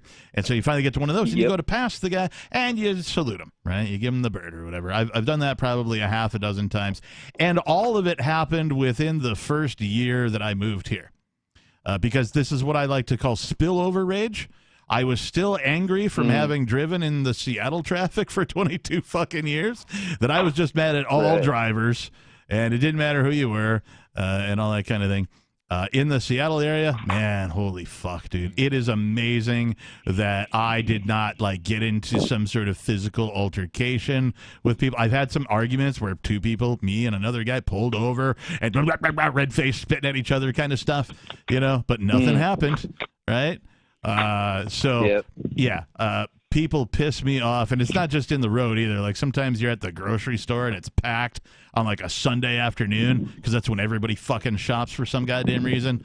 Everybody shops Sunday from noon until 4, right? That's when everybody's at the fucking grocery store. So I don't go grocery shopping between noon and 4 on Sundays ever. I figured these things out. So I moved to New Hampshire, and all of a sudden what I consider traffic is gone. Just fucking gone. Right now, now when somebody does 5 under, it's like, Well, I'm still going to get there on time, so whatever, it's fine. You know, if I come up on one of those things where I can get around a guy, I will. But I'm not going to be the formerly aggressive driver that I was and like wait for the passing zone and then zoom. You know, see if I can. Like I used to challenge myself: how many of these fuckers can I leapfrog? Oh, look, I can get 3 of them. I would pull this maneuver that I like to call because the exit ramps would get backed up in Seattle all the time, and if you were an asshole, which I was, you would pull this maneuver that I like to call the barge. And that is, you just get up on the next lane over, and then right where the lane sort of ends, and like there's no more room to get over, you just sort of edge your way over. You put sort of nudge your way over. Somebody will eventually let you in if you have your signal on, and then you throw them the courtesy wave. They might honk at you and flip you off or something. But generally speaking, that can be done safely in the Seattle area. I perfected that art of the barge. And then one day, I was really hoping that your small town New Hampshire story was going to be like, oh yeah, you know, these people are my neighbors. I have to like. No, it's just that there's less people. They'll know who I am. Yeah, there's less people. I'm not in a major metropolitan area. The traffic flows pretty damn steadily. During the winter, they have shit like salt and plows. Unlike Seattle, when they get snow and ice and shit like that, they have like 2 plows and no salt. They use the synthetic, which is this crappy film that they spray on the road that doesn't melt a fucking thing. And so people crash, buses crash. It's fucking amazing that anybody survives winter in Seattle, but it only lasts for like a week. So that's the difference, right? Yeah. Winter exists the here. One good thing about like New York City metropolitan area is that like people like the herd instinct thing or whatever of aggression, but also competence. People will punish you for not using your turn signal and stuff like that. And then New York is so unnatural to have that many people in a place that has winter. It's fucked. Yeah. Yeah, I could not like drive around New York City. Like if I lived in New York City, there's no way I would drive. I would own a car, and it would be, you know, somewhere that I could, you know, get the nearest train to, the nearest subway. You know what I mean? It'd be parked there, and then I'd get on that and then go to my car and then drive to wherever the fuck I needed to go. Right? My garage would be like in another city, or at least on the, you know, the outskirts of the city itself. Yeah, if I had to commit to a vehicle in New York, it'd probably be a bike. Yeah. And even that is, you know, iffy. Yeah. Oh, I figured out what the ultimate driving power is, though. It's having the shittiest car on the road. That's my superpower. Like in any situation. What do you have, like a 1980 Honda Civic or something? So close. 2001 Honda something or other. I won't. You can't. That's fine. No, I can't dox myself. That's enough People information. People are going to be like, "Oh, look, it's that guy. It's the road rage guy. Let's get him." But I will literally like play chicken with these people. It's like, trust me, you care more about your car than I do. I will crash into you. When you have a car that does have some battle wounds on it and you're comfortable with that fact, it does change your risk portfolio. Right. Yeah. All right. I feel better now. I can let them go. Hey, Mike, thanks for the call, man. We appreciate you. Thanks for joining our therapy session.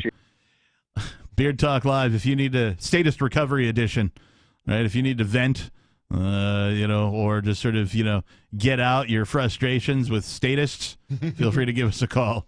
603-283-6160. All right. Let's bring Ricky back for a minute. Ricky, you're back on. I got something actually fucking interesting to talk about. All right, go. All right. Now, recently, we had this business with Speaker McCarthy wheeling and dealing with Joe Biden. Now, here's how I look at this. Wait, who was doing what? McCarthy, huh? Who was doing what? Speaker McCarthy dealing with Joe Biden. I think he's talking about the debt ceiling thing. Okay. Correct. Right. Now, here's how this turns out. Now, Speaker McCarthy is a dickhead because he reinstated the House rule that for any given time, that any member of the majority can call for a vote to remove the Speaker. Now, normally he'd lose his damn job, but this is why he's not going to, and there's a big point to this. Because even though the 200 moderates have been going along all the fucking way with everything the MAGA people have been saying and calling to vote for since the beginning, they're not going to remove the speaker. And I'll tell you why. Why? 2 names come to mind: Marjorie Taylor Greene and Matt Gaetz. What do They don't want them as speaker. Now, here's what's going to happen. Oh. I am like Here's I just what's hang gonna on, happen. Ricky. Hold on. I am just so glad that I don't know what the fuck Ricky is talking about. These names he's saying, I know that they're government people, they're politicians. Representative Marjorie Taylor Greene from Georgia, I'm just saying Matt that, like, Gaetz from Florida. like I am so glad that I do not engage in the soap opera known as U.S. politics. But here's what's going to be interesting. I actually find it quite fun. So in this particular occasion, what this indicates is that what they're worried about is the people whose like primary political motivation is dissatisfaction with the institutions. They're really concerned that those people are going to get too much microphone time, basically. Matt Gaetz So is a good that's actually example kind of of that. neat. Matt Gaetz, I don't remember much about. I don't think I like him. But I don't like Marjorie him Taylor either, but Greene, he like is she's got her entertaining. issues, but she's still like Trump. I like what she represents more than her. All right, so Ricky, you had a larger point you were getting to. Yes. Now, what's going to happen, though, see, they're very pissed off at this point because they don't have the leverage anymore. But I'll tell you what is going to happen. Now, there's about 30 of them in the House of Representatives, MAGA guys. Now, the MAGA people as a whole comprise about 35% of the Republican Party. You know what is going to happen? And this is going to be fun. And it's about time that history repeats itself. The Republican Party is going to fragment. And you're going to have the MAGA people have their own party. That's going to be fun in the future. No. And you know what? I think it's a good thing. It's the Camacho party is what he's talking about. It'll be good to separate. Think about it. Separate the normal Republicans from the crazy MAGA people.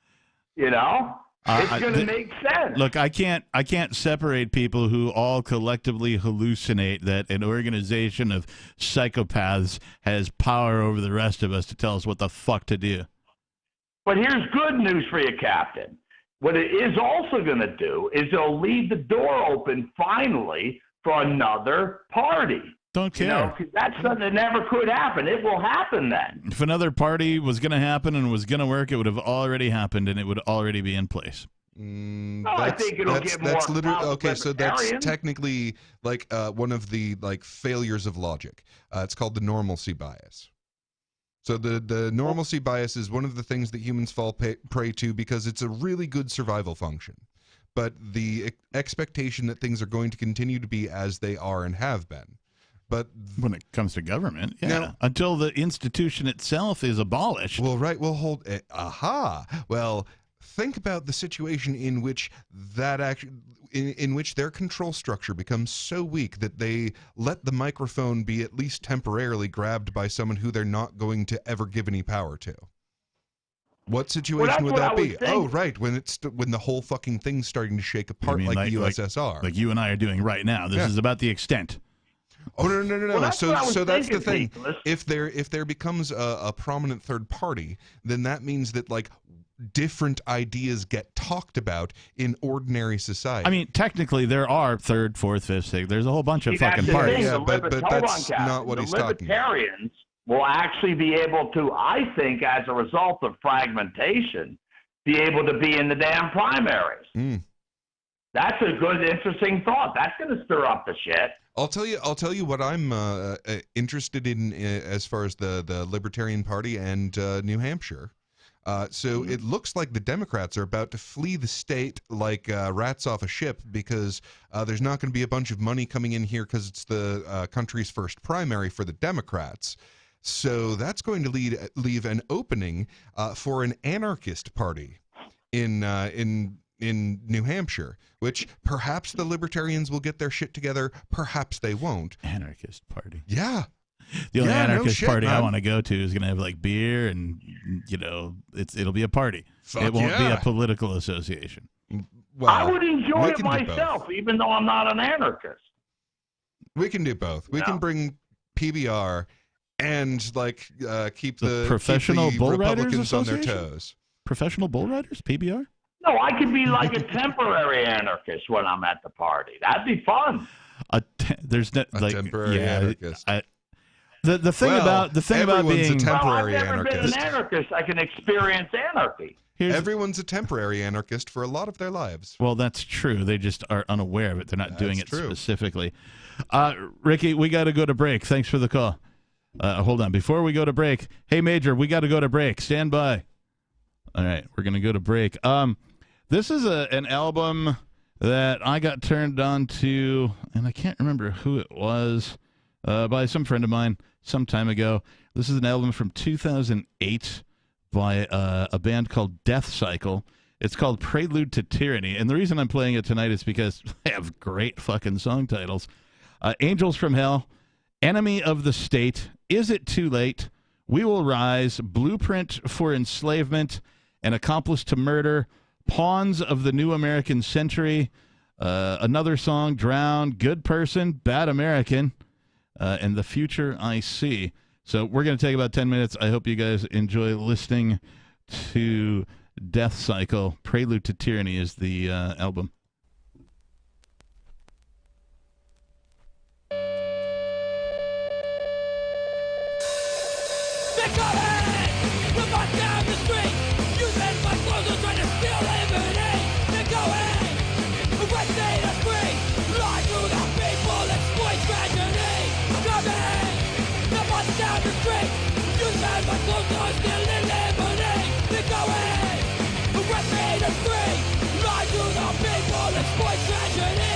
Angels from hell, bring pain and torment.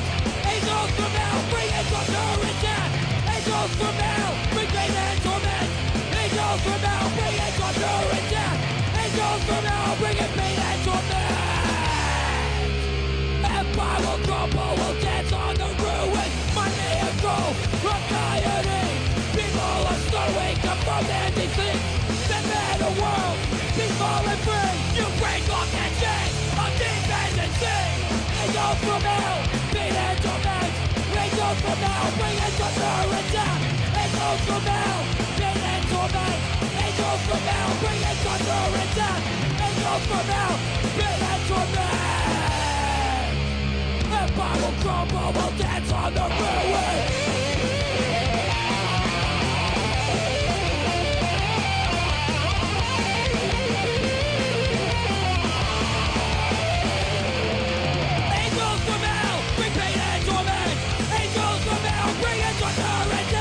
Angels from hell, bring pain and torment.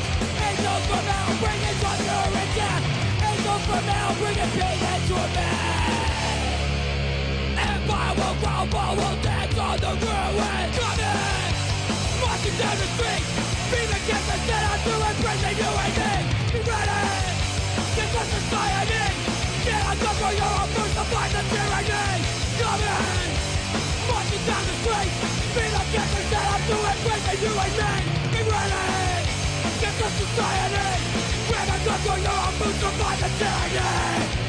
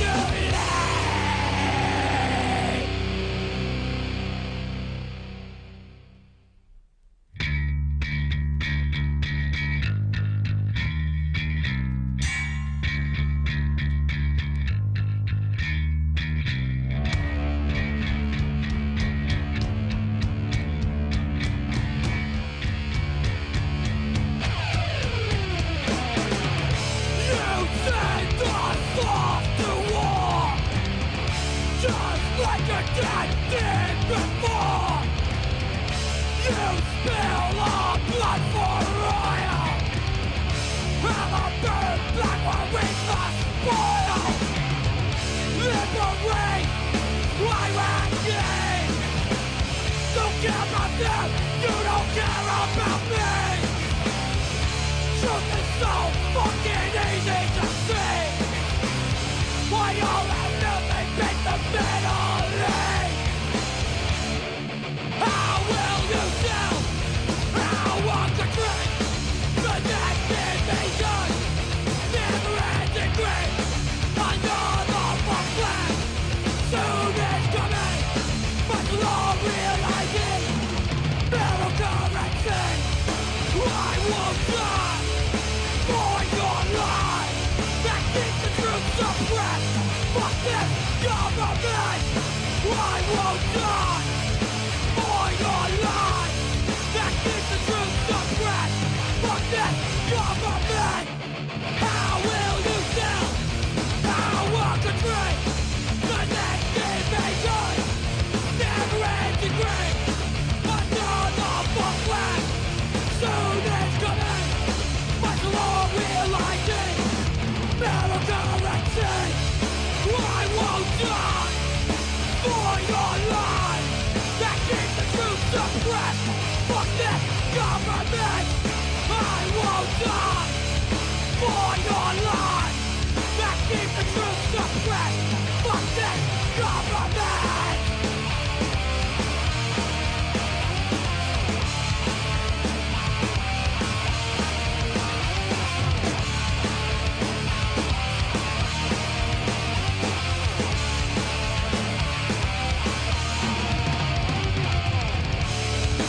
I won't die. We will rise. We'll fight till the death. Fuck this government. I won't die. We will rise. We'll fight till the death. Fuck this government. I won't die. We will rise. We'll fight till the death. Fuck this government. I won't die. We will rise. We'll fight till the death. Fuck that government.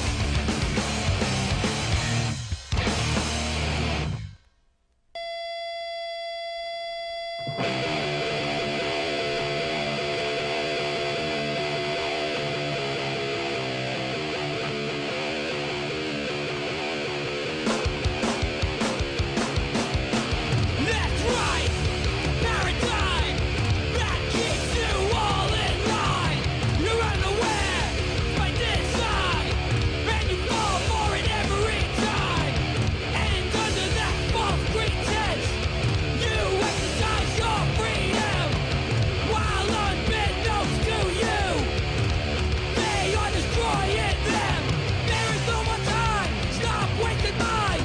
Democrats, Republicans, and party lines. There is no more time. Stop wasting mine. Democrats, Republicans, and party lines. There is no more time. Stop wasting mine with the Democrats, Republicans, and party lines. There is no more time. Stop wasting mine. Democrats, Republicans, and party lines. It's all in place.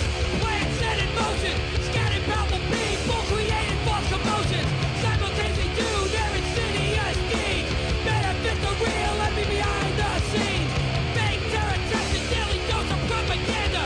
Mold your emotions, tell you where to place your anger. It's an old game that you continue to play.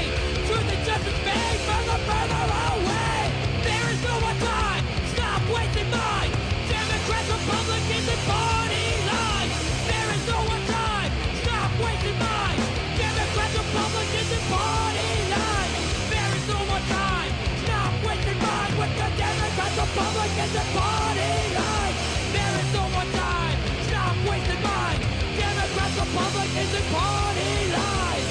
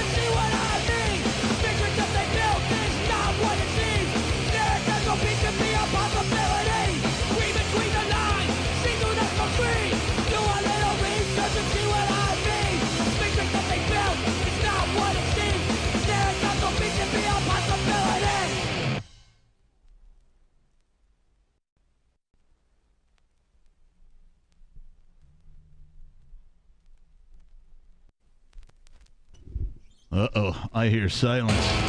Oh, wait. Okay, well, we're back anyway. It must have been the space between the two songs. So we'll just we'll do what they call in professional land a fade out. That's where you just kind of have the thing going on, and gradually it gets quieter and quieter as you continue to speak. And your speech stays about the same, but the music, okay, and now it's gone. That's called a fade out. And some of this won't make it into the That's album. right. There was a time when if you could do a fade out like that, or a good one, that was very, very good, you get paid for being able to do a really nice fade out. You know, in the audio industry, you used to be able to get paid bucks for being able to splice tape on a beat. Right, so you'd have to like listen to it and then put it in the machine, and then you could scrub it back, literally, like move the physical tape heads of the 2-inch 24-track machine back and forth to find the beat, and then take that, mark it, and then put it down on a little cutting table, and then take a razor blade and make an exact cut so that you could splice it to another recording of that song. This is manual copy and paste is what I'm talking about. Everybody knows what copy and paste is on a computer.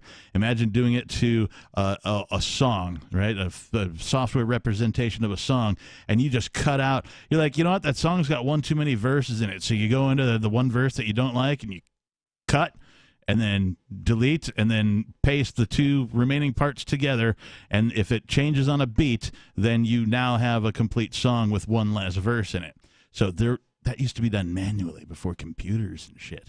And you could get paid bank. That was a skill that you could learn and sell because studios would pay you for that shit. Mm-hmm. But that's no longer the case. It is Beard Talk Live. It still says we'll be back in a moment, Peakless. What the fuck, man? Jesus Christ, man. Jesus. All right, well, first of all, let's do that part so that people can at least, who are watching, could tell that the show is back if they've muted their speaker for any reason, which if they did, they totally missed out on some awesome fucking music, so you suck for missing out. What were we talking about previously on? Previously on. I need to make like an actual cartoon character for that guy, like a little mascot. It's already been done by Rick and Morty. Previously on? Yeah. What? Yeah. No. Yeah. They took Previously on. A previous Leon. No. Yeah. Why was I not informed of this? Because you don't watch Rick and Morty? This is the likely answer. All right, it looks like the cameras are moving. So the only thing I need to change is this here, I think. No, I think we're okay. 603-283-6160. So I wanted to throw this idea out there real quick. Okay, can you buck up to the microphone there, pal? Because people can't hear you from back here. Fair enough. Thanks, man. I'm in a rare mood. Fair enough. So since nobody can't be here with us, someone's got to propose a technology in his absence. Someone's got to do what nobody would do. Somebody's got to do what nobody would do, but nobody's not here. Right. So there's nobody else to do what nobody would normally do. And so somebody has to do what nobody else will because nobody won't. Precisely. I got you. And because of that, I have to introduce this idea. All right. You could continue the anonymity on that Monero Amazon locker to an additional degree by what I was suggesting there and saying, okay, you can do the signature that proves it's your wallet. Okay, well, it'll be in the same locker with the same code. So for those of you just tuning in, we were talking about Amazon having lockers and a service that is being provided by a website. What was it? Anon.app? Let me pull it up. Yeah, I don't remember what it was. But it's a service that allows you to spend Monero, cryptocurrency, and via some, internet magic, you can get goods and services, or goods at least. Anonshop.app. Anonshop.app. You can get some goods delivered to Amazon lockers without any identification requirements whatsoever. None. Right. We had a guy call in and say, yeah, I've used it. The only thing I recommend is maybe wear something to cover your face when you go to that locker, because that locker does have a camera on it, obviously, for security purposes. Of course it does. Yeah. It's Amazon. Yeah. So it's a good point, but also good to know that, like, something I just randomly stumbled on, like, had at least one guy listening to the show who that said, was awesome. Yep, I've used it twice, and yeah, it's legit. It worked. Right. I was like, that's awesome, man. That's powerful. That's what that is, right? People are listening, and I like it. Because the idea that mankind needs to be controlled by an institution, come on, really?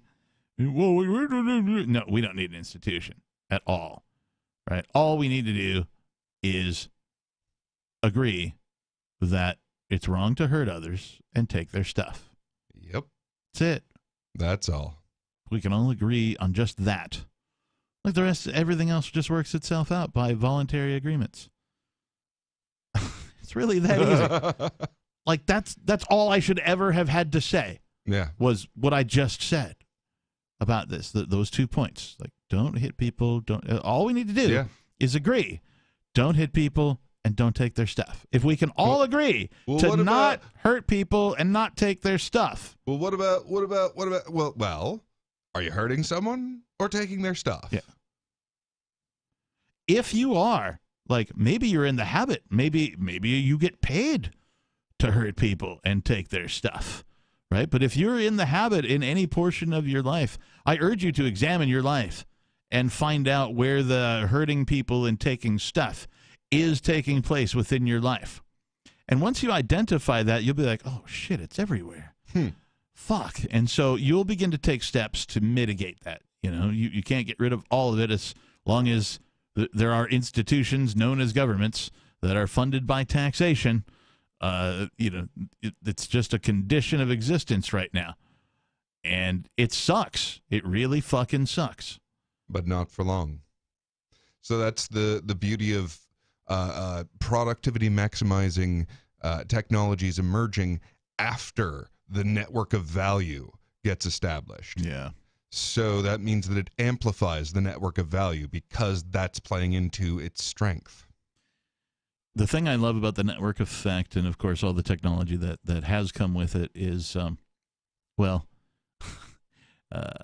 it was possible to out-invent the institution known as government. Like, all of the things required to replace that exist already. Right? Everybody, well, what would you replace it with? Nothing. Well, there'll be a big vacuum there. No. All of the things that are required to replace everything government does, except for the bad shit, the murdering, and all of that shit exists. Right? It's not a question of what will replace it. It's just a question of how big will those markets grow. Right? The markets for things like record keeping, right? Looking up things in, like official, like property, stuff, certificates of ownership, right? That stuff's going to skyrocket, right? How do you keep track of who owns what? And more importantly, how do you easily recall it when it's necessary, right? These are things that, the state used to stand for, right? Was like, okay, well, we're keeping the official record, right? Mm-hmm. Well, that's no longer fucking necessary. The thing to replace that already exists. And now it's a question of how big is that market going to grow, right? Because if government got the fuck out of the way, all of a sudden that market would be wide open. And some entrepreneurs are going to jump in, or some existing businesses are going to want to expand their offering, their product or service offering, and jump right into that fucking shit. Yeah, you just have to have faith that people will not leave money on the table. Right. Someone is going to go, oh, this would be really easy for me to do. And now, it'll make a lot of value for a lot of people. And now you've got, choice. Wow. Oh, yeah, you've got, let's just say government turned off tomorrow and everybody, woke the fuck up and was like, we don't need this. And, mankind possibly could just ignore government out of existence by just standing up and saying no collectively. Everyone around the planet who's a freedom-minded individual, everybody just stood up and said, no, we're not doing this anymore, right? Mankind could ignore, it's possible for mankind to ignore statism out of existence. I don't think it's going to happen that way, right? but it's possible. Well, so I am certain, as I can be about such things, that humankind is going to get distracted out of it. Something is just going to be fucking shinier. I think it's going to get out-invented. Right. Right? And so that means, like, all of this infrastructure now, this continuing network effect on humankind. The groundwork we have for the first time, anarchic infrastructure. That's new. That's fucking miraculous. Right. Right? Like, the invention of cryptocurrency is not heralded as the fucking genius invention that it is. And I don't know why. It's nothing short of a mathematical miracle. Mankind is building the shining city on the hill. Like, as much as that metaphor can apply to human existence, we're building it now. Yeah. And the way that things are being structured is along the path that brings the most awareness of reality. Yeah. Which, I mean, if that's not the shining city, I don't know what you expect. And that's being built just by getting out of life's way. By not stopping people from doing what doesn't harm anyone. Yeah, the old ways are antique, barbaric, inhumane, right? And they promote psychopathy. Right. So, like, it would be, it's the equivalent of the next, we abolished slavery. Right. Right. The next logical step, like, oh, you think you're done? No. There's plenty of, hitting people and taking their stuff going on in things that are not slavery, right? Oh, the largest committer of these two abuses, the one who does them the most, the institution known as government does almost 100% of these things? Oh, fuck, right? But wait, there's more. Yeah, there's so much more. But, like, eliminating that is sort of the next logical step. You didn't finish the job. Predictable oppression. Where will my predictable oppression come from? Well, so the thing Who will is, enforce roads upon me? So the thing is, like, overt slavery was abolished, even though I know there's a couple of places on Earth where it's going on, or at least somebody told me that, and I believe them. They're like, the next step is like, okay, and guess what? If you don't take the next step, if you don't figure out how to exist without this institution known as government, slavery will return. I fucking guarantee it, right? It'll come back somewhere, somehow, right? One of these fucking countries will just, nope, we got slaves now, right? Or they'll do it and you don't even know. Like, oh, I don't know, all of the fucking prisoners that are being held in cages for nonviolent crimes, right? I'm including, there's still a bazillion, like thousands of people. I don't know if it's thousands. I don't know the number. Oh, there's a large number of people. Amount of people that are working from prison. But I'm saying getting paid just in slave wages. Just in jail for weed, right? Still, like, marijuana is largely accepted now culturally, but for whatever reason, the man is just reluctant to take it off the books because government never rolls any laws back. They only pass new ones. You ever notice that? Not you, but the listeners, right? You ever notice how government, and I know a lot of our listeners know this stuff, but it expands like a cancer. This, it should be so fucking obvious to everyone else. It should have been obvious to me, and that's exactly how it works. Everyone knows. It's just that they put it in this upside down category.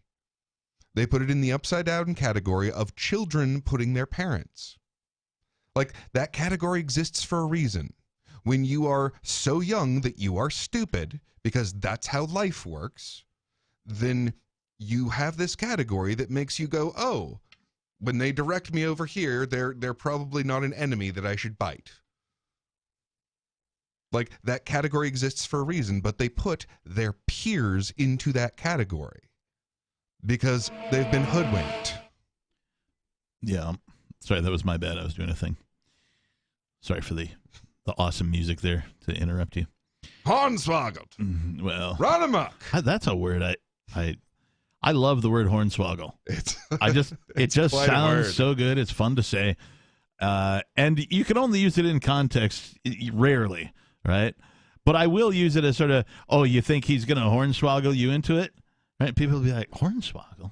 They're like We'll have genuinely an amazed. archaeologism this time. A what? I don't promise any neologisms, but we'll have an archaeologism. An archaeologism? Yeah. It's archaic. Oh, an archaicism. Is there an L in there somewhere? I put one in. Oh, okay. Maybe that's the neologism. Well, what the L? But yeah, hornswoggled. Hornswoggled. Yeah, when you've been had, conned. You know, when someone has won your confidence and doesn't deserve it. That's what government has done to the narrative of everyone's lives. Hornswoggled us. Yes. Yeah. Yeah. Every person in the United States that's alive right now has been hornswoggled by government. Yeah. Including, like, people who work in government. Yeah. Like, the irony of the statists, of course, is that at least on paper, any of them who collect a check from the government also receive deductions. Even though they're the ones, they're like, you know, I've stolen from you, but then my own organization took some of it back and then gave me this, you know, the remainder. Well, I can tell you why. Which I never really had, and I'm just stealing from myself now. If they did it the other way, then they'd have to pay them more. And if they paid them more, then they'd have to tax them more. And if they taxed them more, they'd have more. So they'd have to pay them more, but not as much as the last time. And it just fractalates on down unless you do it this way. You sound like, was it Reagan who did the trickle down economics? You see, all the money starts up here. I've never seen like the actual. Okay, but he talks so about follow me on this. and it give sort of all of your trickles money down to the corporations. Just all of it, and give it to the corporations. It'll work. Good. It just sort of trickles down. You don't get all of it, but you get a little bit much later. Like his trickle down theory of economics. That's some have called me the great communicator. Mostly me just now for the first time.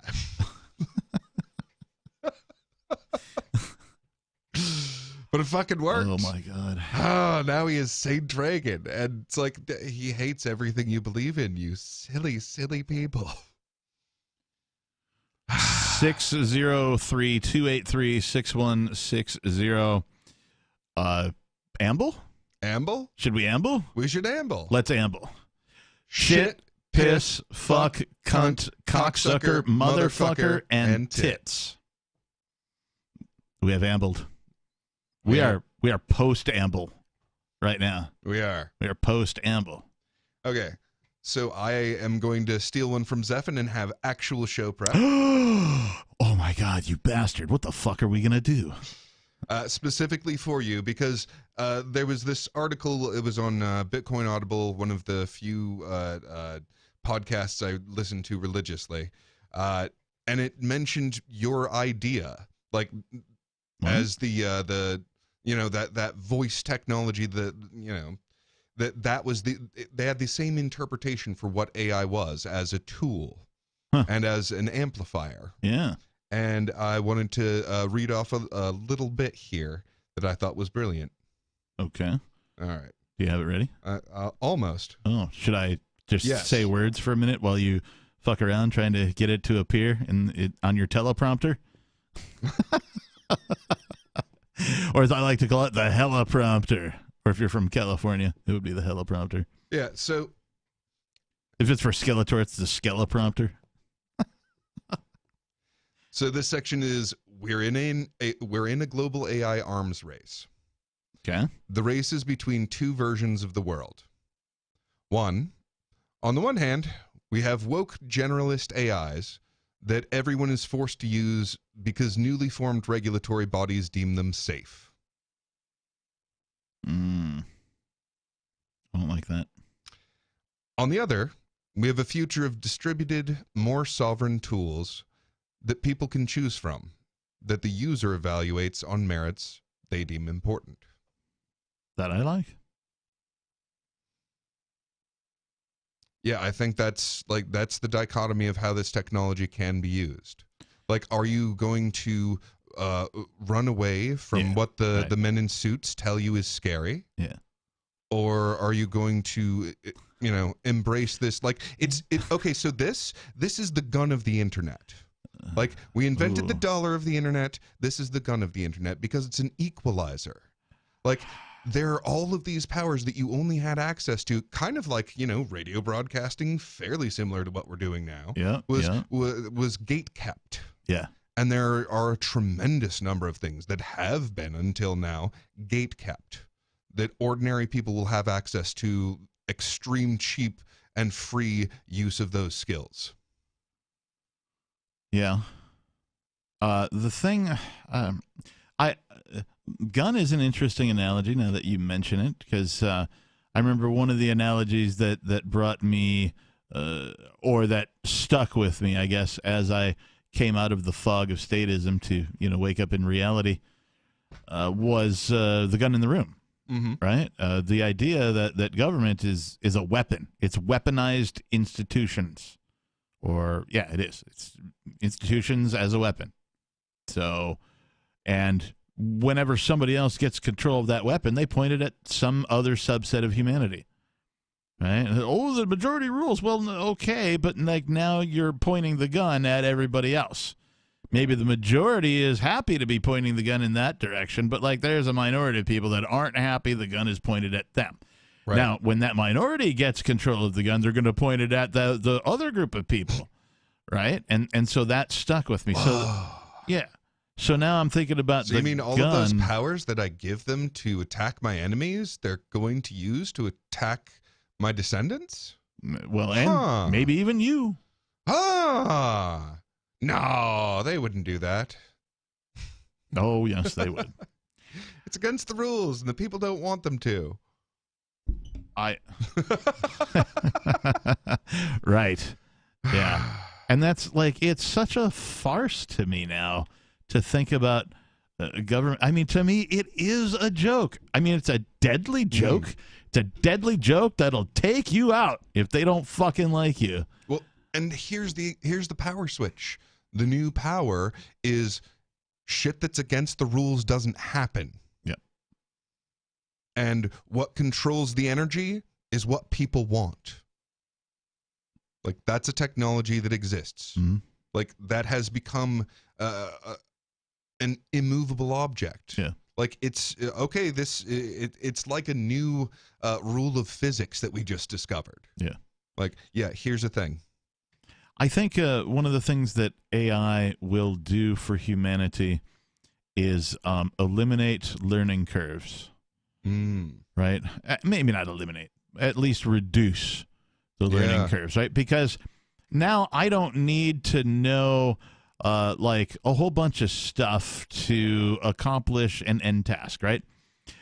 If I have, the credits, if you will, that is to say some sort of currency to spend, something to trade, something of value, and I have the ability to query AI to do stuff for me. For example, like I could see myself being on an off-grid property, but I've got AI, and I'm like, hey, AI, you know what? The wind turbine, has stopped working, and I've identified the broken part, and they don't make these anymore. Can you scan this and then search the internet and then, create one for me? Right. And it would go ahead and I don't need to be an engineer. I don't need to be, I don't need to be any of the things involved to get AI to go out, find some blueprints, order the materials necessary to put in the 3D printer or have it printed somewhere else and shipped to me or whatever it is, right? How, like, it can be done without, that learning curve. I don't have to learn all these other skills that previously I'd have to know. Like, if I wanted, you can get amazing at those skills by actually just learning it a bit, but learning them in the first place, no, you can just hop over that part. For example, I know a little HTML, and I learned BASIC. If you know what that is, 1986. It's literally the only language that I can can still think in. If no, then go to 10 or whatever, right? That kind of stuff. Literally the only computer language I can still think in. So, but that's it. Like, I don't know, Python. I don't know any actual.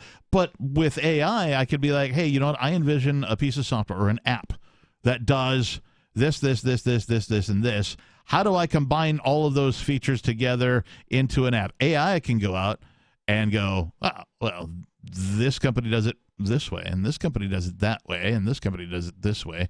And oh, look, they all happen to, and it'll figure it all out for you. Right. And I came up with the idea, but like AI went out and built all of the things. So I don't need to know this coding. I don't need to know, visual stuff. Like I can adjust it, after it's built something, be like, yeah, I don't like that picture. Hey, you know what? Let's check, you can adjust it to your liking, of course. But like these things are possible. Like already, Yeah. like, or about to be, right? Yeah. So we're in an interesting time, man. We are in an interesting fucking time. I don't know of a more interesting one, honestly.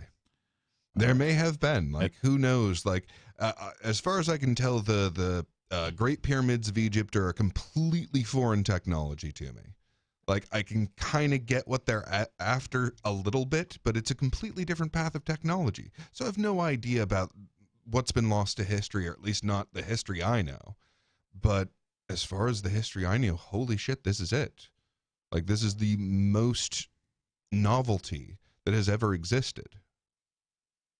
And, I mean, from my perspective, I think that's kind of the nature of the universe, is a driving part of why reality unfolds is to find novelty.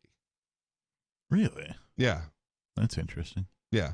Like, why is there something rather than nothing? Novelty. It's the pursuit of novelty. It's the same reason that from time to time we will just screw things up to make them interesting. I think that the entire universe is alive, right? We know that even us, like, we consider ourselves physical beings, and we can, touch each other, make sure we're here, and pinch, and all that kind of stuff, or punch a guy in the face, whatever you want to do. We know that we exist and we share this reality. And so I think that that's because the universe itself is alive. Like, we know that atoms there's nothing between them, really. At the atomic level, there's nothing is Holy actually shit, touching. almost everything is actually space. Yeah, there's space between literally everything. Even though you can feel stuff, you get hit on the head, you get like a bloody, whatever. What'll really blow your mind is when you find out what space is. More nothing. Well, no. A different version of nothing. No. Right? Because it used to all just be nothing. No, what it is, there's actually this unbelievable amount of energy that is completely and perfectly balanced. You don't say. Yeah, physics discovered this a long time ago, but it was all controlled by mathematicians, and they're like, okay, but if it's true everywhere, we cancel it out.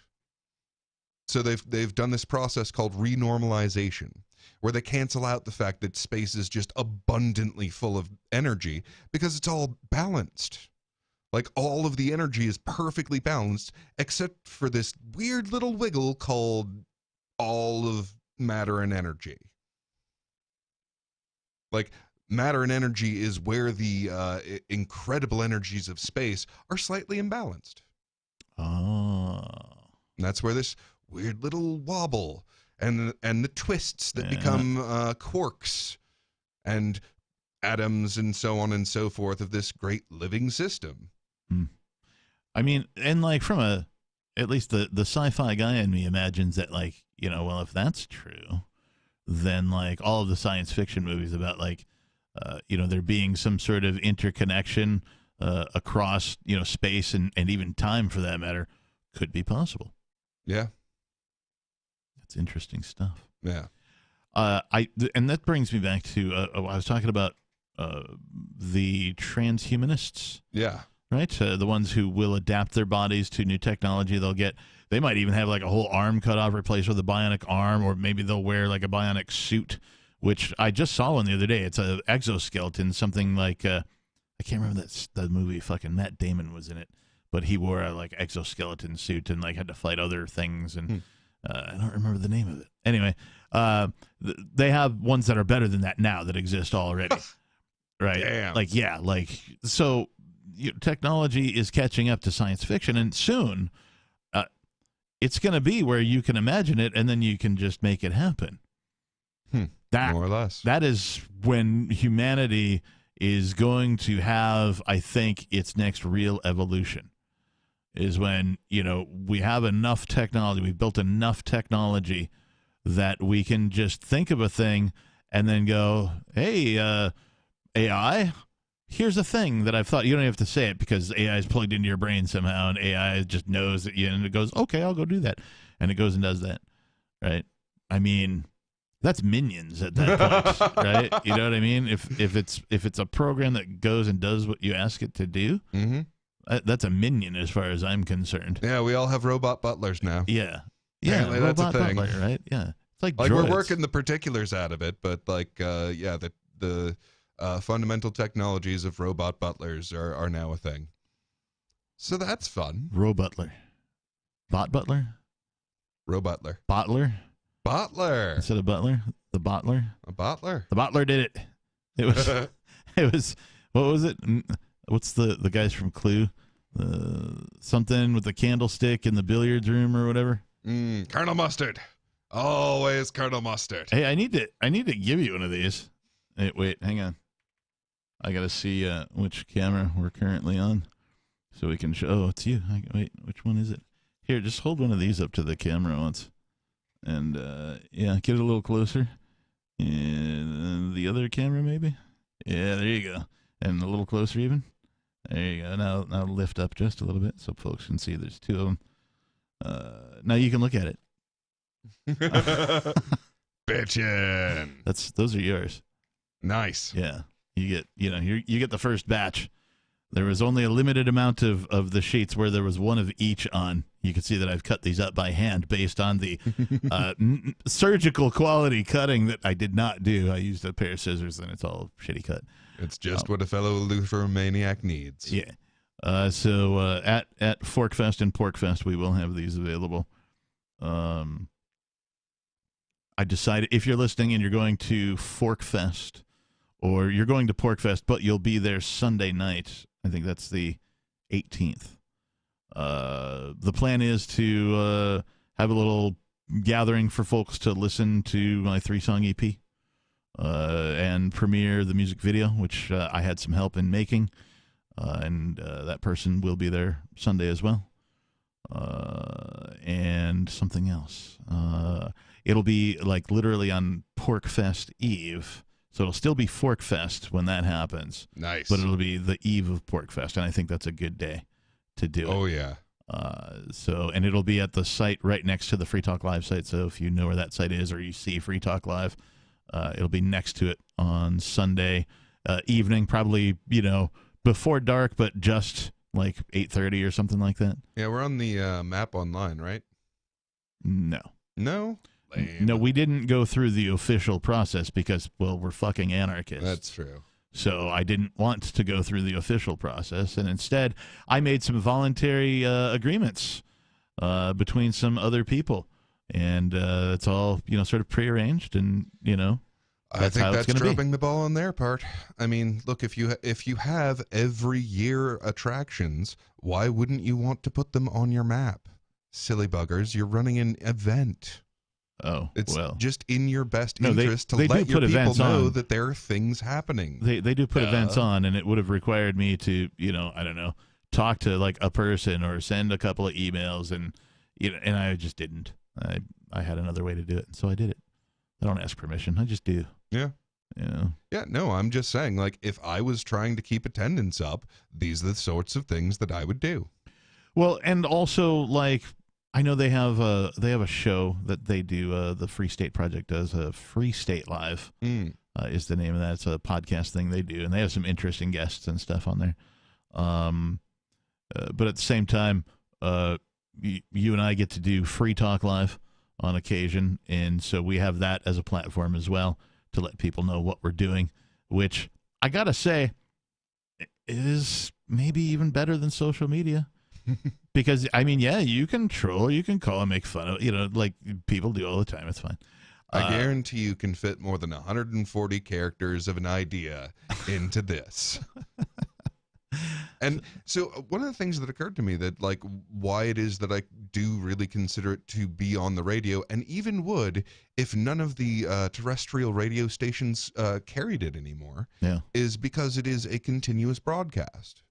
There's not always something new, but there is a continuous broadcast of something.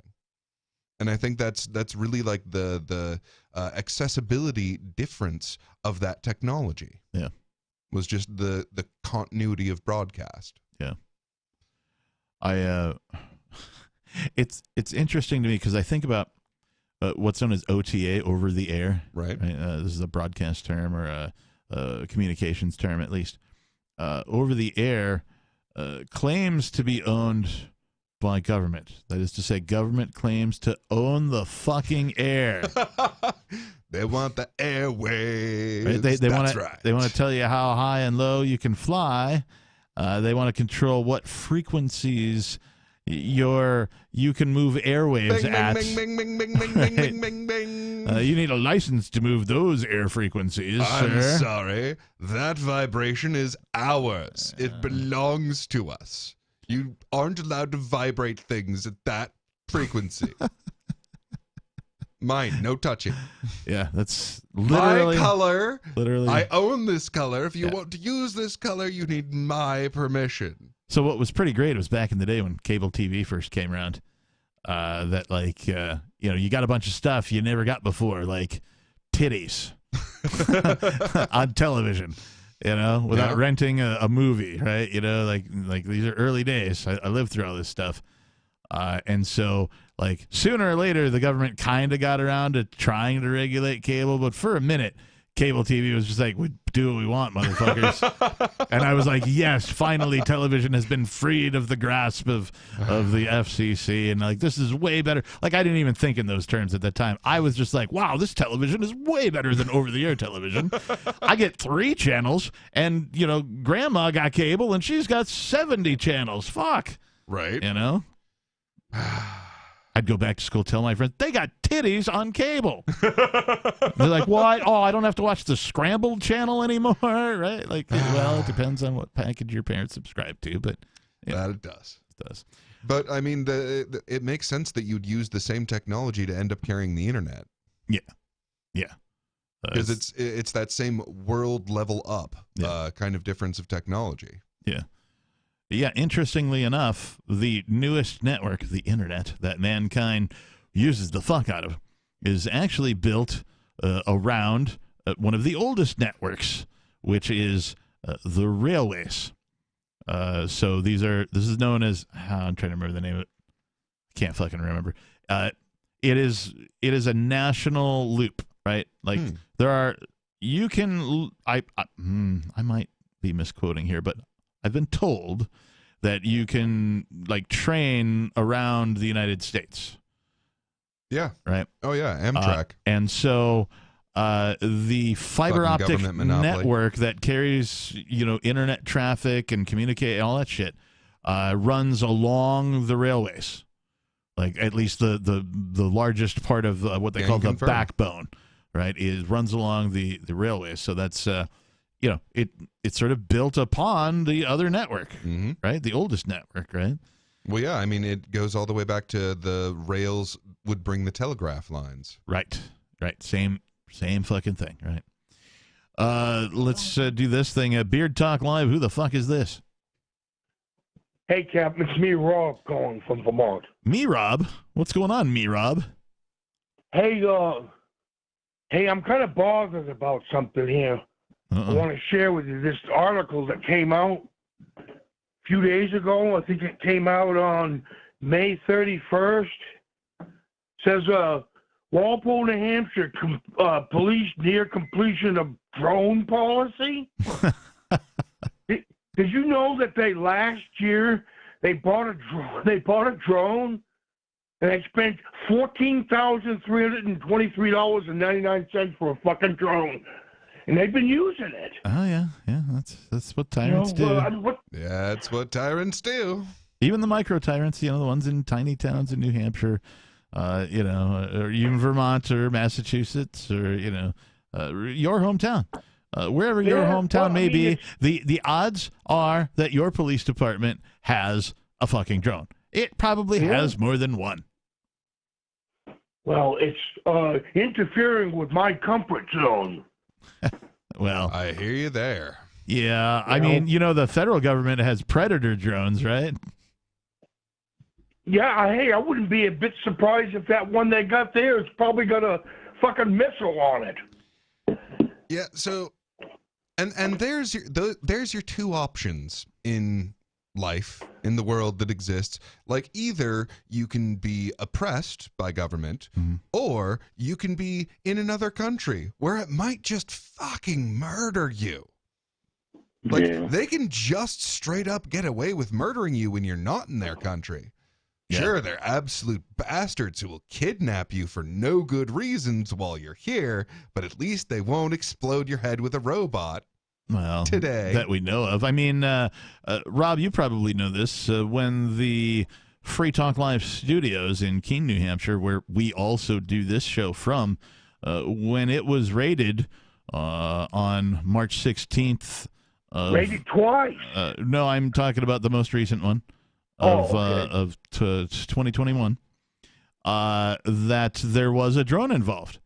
Now, we don't know which department provided the drone, but we do know that the Keene Police Department, which is the small town in New Hampshire, was involved with that. We know the FBI was involved with that. So, and a bunch of other alphabet agencies, were involved. We don't know who provided the actual drone, but there was one here in this studio that we're broadcasting from just 2 years ago.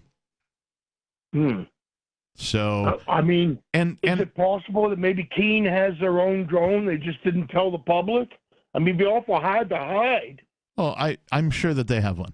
I'm sure that they do. I'm sure all police departments. And they probably did tell the public. Yeah, are on their way to getting one, and they probably don't give a fuck about what the public thinks anyway. If the public, is like, oh, I don't want that, they're like, so. I mean, honestly, the public probably said, "Oh, yay, we're updating our police." And their tyranny was brought on with thunderous fucking applause. You're fucking probably right, Rob. That's probably exactly what happened. Is they went to the people and said, "Hey, we're thinking about getting this drone." They were like, "Yes, please get us a drone. We'll be much safer with a fucking drone." You mean you can actively monitor our campus for rapists? Please do it. You mean you can hover outside my bedroom window when my wife is unclothed? Just for safety. Well, do you want to be safe or do you want to be secure? Well, I don't know. Do you want to be free? It's troubling, to say the least. It really is. I mean, but what do you do? Yeah, what do you do? What does one do? Live free. I'll have to burn my house down and then build an underground bunker. Yep. Well, you don't have to burn down your house to do that. You could leave your house right where it is and still build the underground bunker, saving yourself time and expense. Yeah. This has been the Kick-Ass Advice Hour. Well, hey, I'll tell you what, Rob. They can't Waco all of us. We forgot the preamble. No, we didn't. No, you weren't here for the preamble. You missed it. No, I wasn't here. It was a preamble. Because it happened to be amble. Oh, because it happened before it was asked for. Or because it happened before we declared it post-amble. Now you're complicating shit. Well, I'm just saying by reason or process of deduction, right? If we claimed there was a time when it was post-amble, the time before that time must have been preamble. So we're in the post-amble. We are definitely in the post-amble. Now, Tales. Rob, do you want to amble with us again? Should we amble more than once in our own show? Well, maybe once in the first segment and then once in the last segment. I think we did it Too late. in this segment. Yeah, it would be twice in the second segment. So maybe we shouldn't do it. What do you think, Rob? Well, I don't know. I don't want to break up the tradition, but I think that it should be once in one segment and then once in another segment. All right, I tell you what, Rob, Peakless and I have ambled. But if you would like to amble right now on the show, go ahead. Shit, piss, cunt, fuck, cocksucker, motherfucker, and tits. Fuck yeah. Bless you. Yeah. Hey, so is Beard Talk Live, is it going to be at PorkFest this year? That's a good question. We've looked into it, and we're undetermined. That is to say, like, we will be there, but will the show be there has yet to sort of be decided. So that might be a game time decision. Yeah, that might be too late, but there's always next year. You know. Well, I'm not saying no, but I'm not saying yes either. So we'll just have to leave a cliffhanger on that. Yep, cliffhanger right now. Cliffhanger. That's Hanging what on you the can cliff. call it. Yeah. Did you have any other topics in mind, Rob? No, I think that's it. Rob, thanks for the call, man. We appreciate you. 603-283-6160. If you'd like to join us on Beard Talk Live. A couple of fucking beardos talking about freedom. That's what we should have called the show. A couple of beardos talking about freedom. Snappy. No. Couple of fucking beardos. Okay, I gotta put the cuss in there, otherwise it's not really, exercising our freedom of speech. Only if we double spin off. Yeah.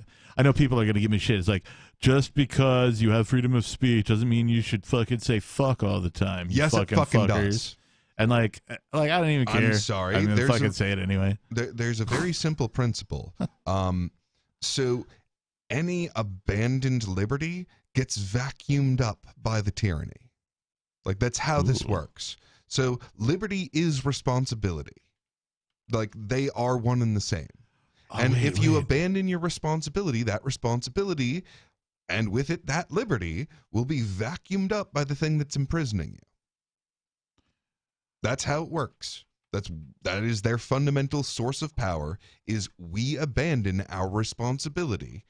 And, I mean, it sucks that we affect each other so heavily in that decision. Like, that really does suck. And it's part of why we get, like, away from as many of them that are not making the right decision as possible. Like, be responsible for your life. And, like, is that the fundamental thing that people who don't sort of come around to the ideas of liberty tend to be more irresponsible? Yeah, fundamentally. Like I've always looked at it as sort of like outsourcing. I don't want to say your sin, but like outsourcing like bad human behavior, right?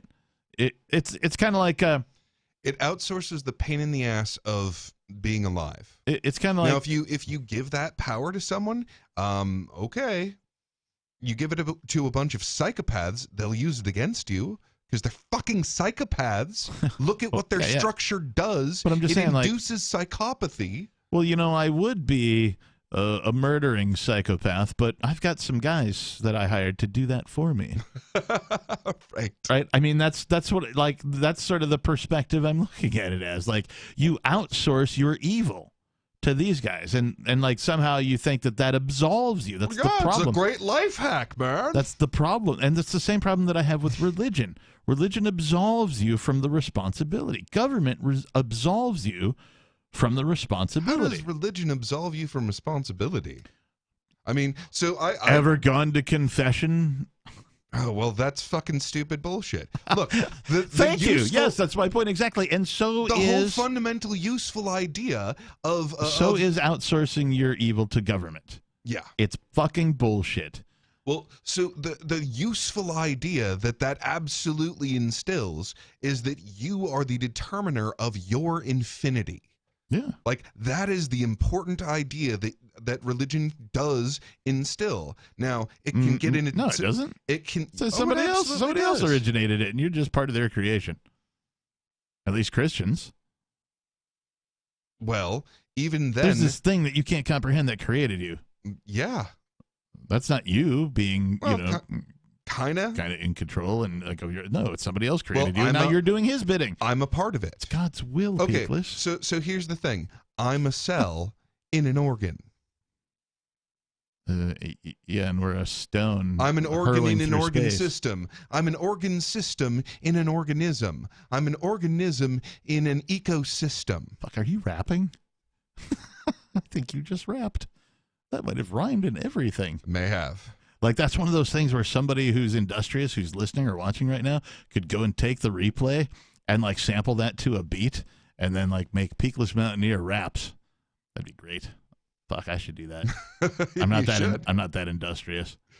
Someone out there in listener land, 603-283-6160, if you can do that, make that clip of Peakless, because that was fucking brilliant, man. Yeah. But yeah, so it's like that. I'm a part of this thing. Like, do I comprehend the thing that I'm a part of? No.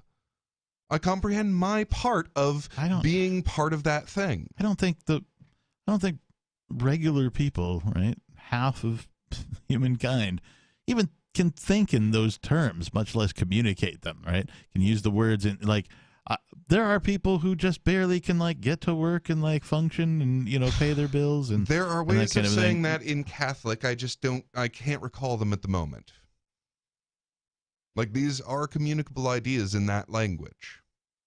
Okay. And yeah, the way that the idea confession is used, the whole fucking confession technology is pure goddamn evil. And that's the thing. So there are parts of Catholicism that are the worm. True shit that is on the hook. Empire. It's always empire versus liberty. And yeah, the true shit is actually the things that fuel freedom and life.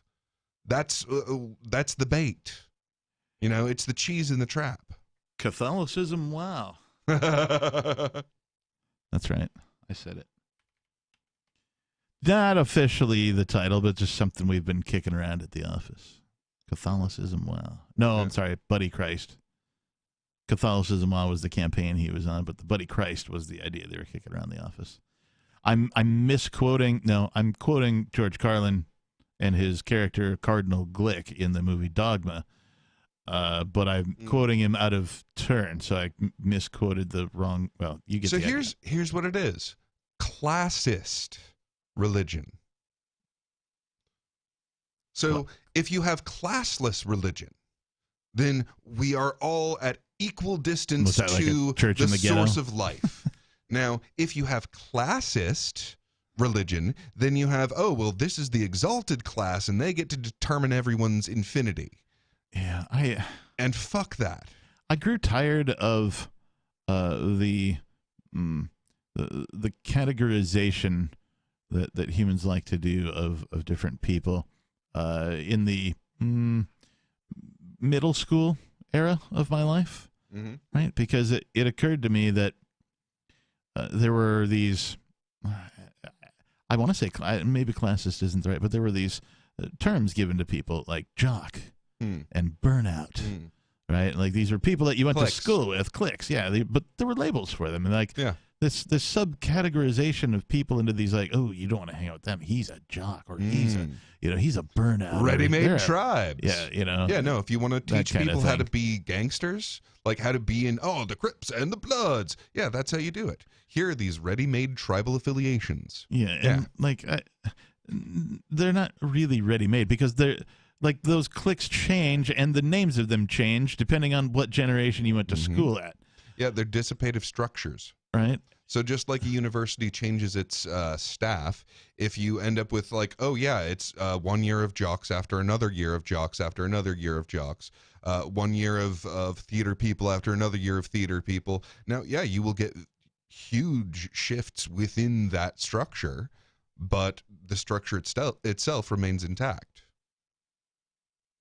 Okay. And just like water flowing through a whirlpool, like, you can, find places where there's a predictable whirlpool. And like, that whirlpool exists in that stream right here underneath the log here. I'd put one of them water turbine electric generating things into that fucker. Yeah. And that dissipative structure has lots of water running through it. So those dissipating structures of the ready-made tribes that they use to indoctrinate us to empire. Yeah, it's true. And there was this whole, like, it was the preps and the burnouts, or the jocks and the Breakfast skater Club, kids, man. or all that kind of shit. The whole, man. And more. It wasn't just those 5 particular subgenres. There was more. And like, you could be in more than one of them. And the band kids, and there was overlaps and people that went between. Yeah. Those were the kids that I enjoyed the most, though. The kids that were in multiples of those groups. Oh yeah. Because I'm like, oh, they're considered in both of these. The social butterflies. Right?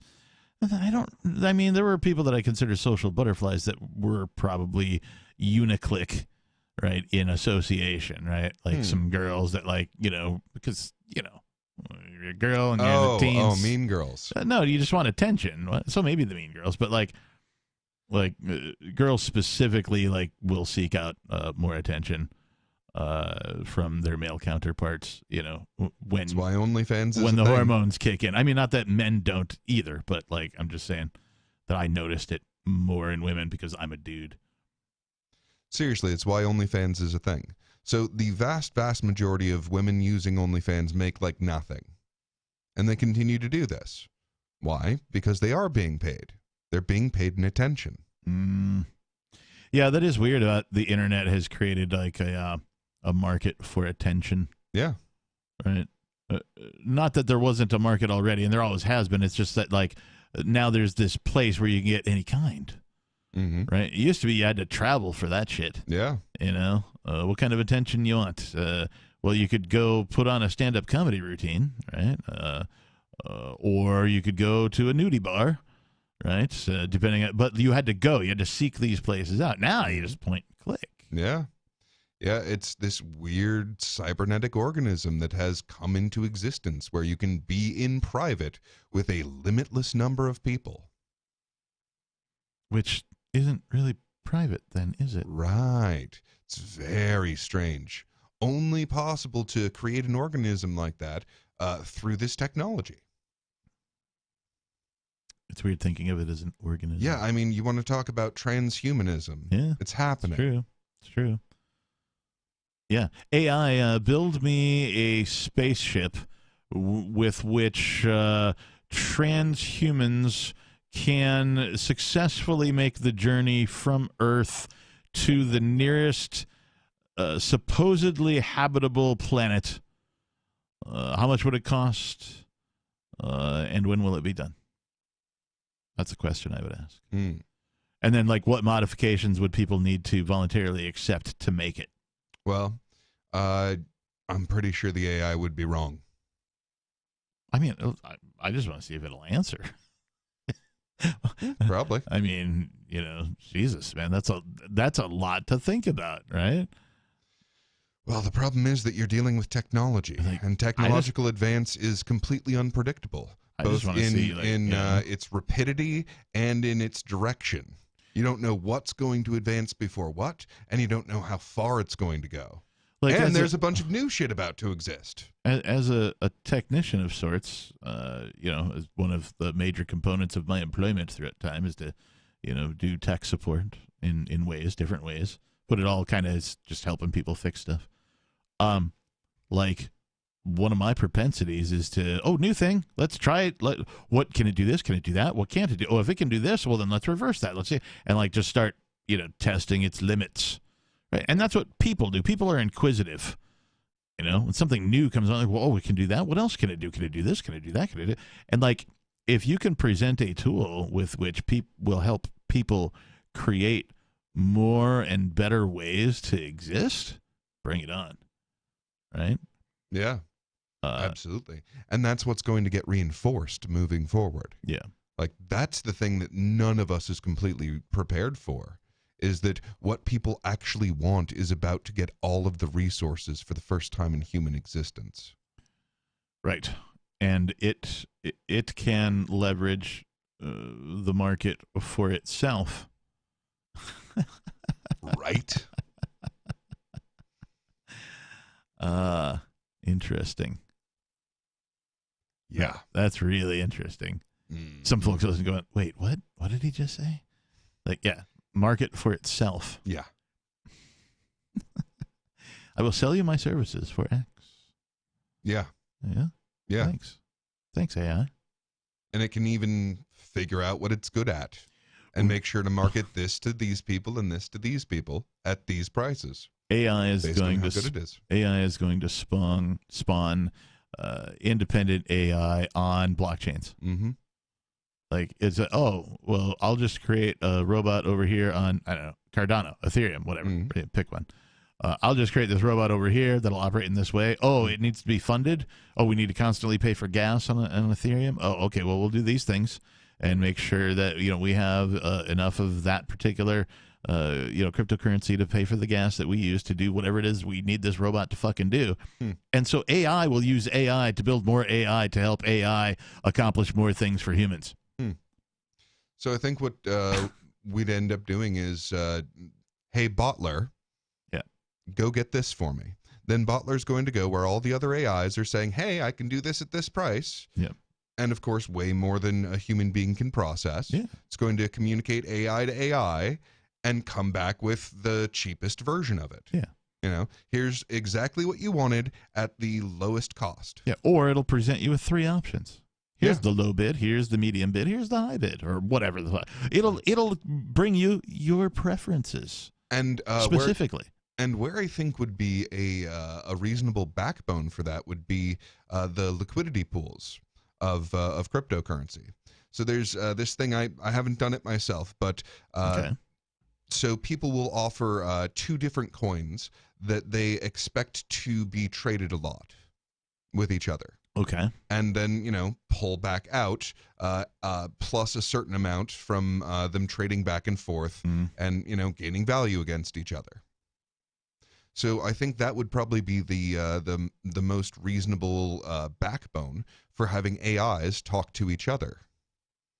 Because you have this way of, so that's one of the cool parts of the distributed blockchain is its broadcast ability. So you basically have given everyone a brand new radio. Yeah. With a whole new frequency. I was thinking about this.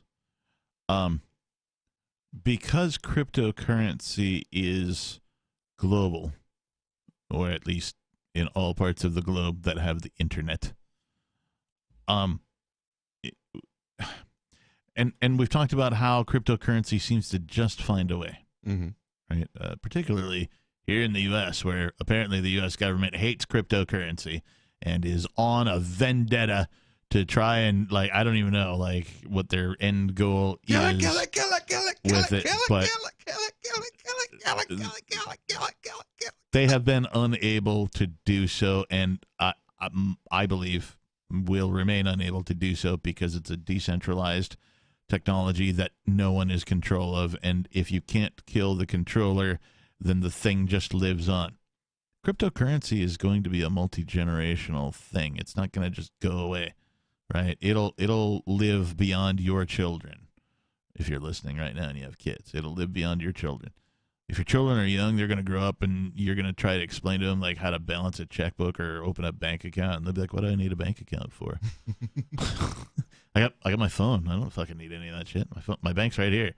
So well, I think hold on. I think the grandparents are going to get made fun of, not so much for their bell-bottomed jeans as for their, you banked like that?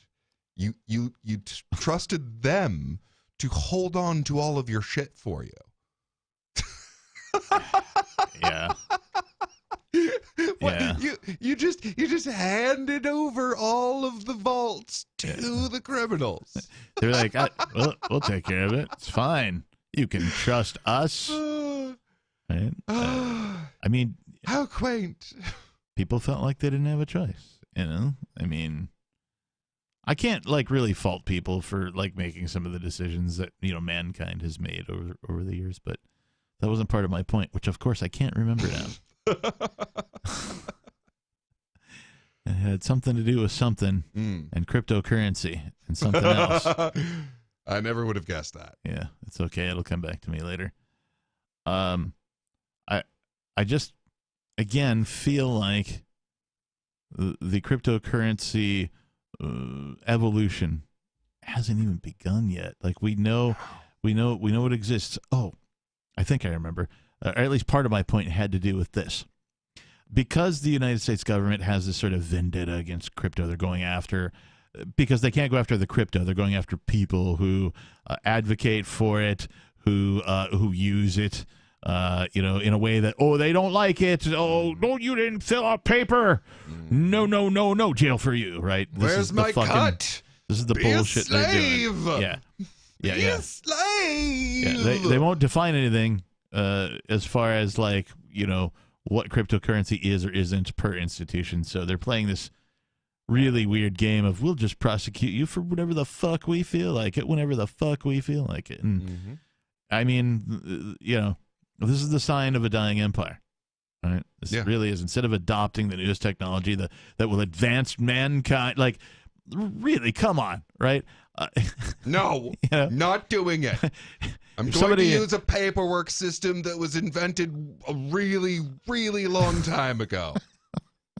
It's ridiculous, right? So fine, I will type my paper system. But here's what's going to happen. AI and cryptocurrency will be able to work together in such a way that they can do whatever it is they need to do with cryptocurrency outside of the U.S.'s quote-unquote jurisdiction, unquote, because AI can't be prosecuted, or at least decentralized AI can't be prosecuted.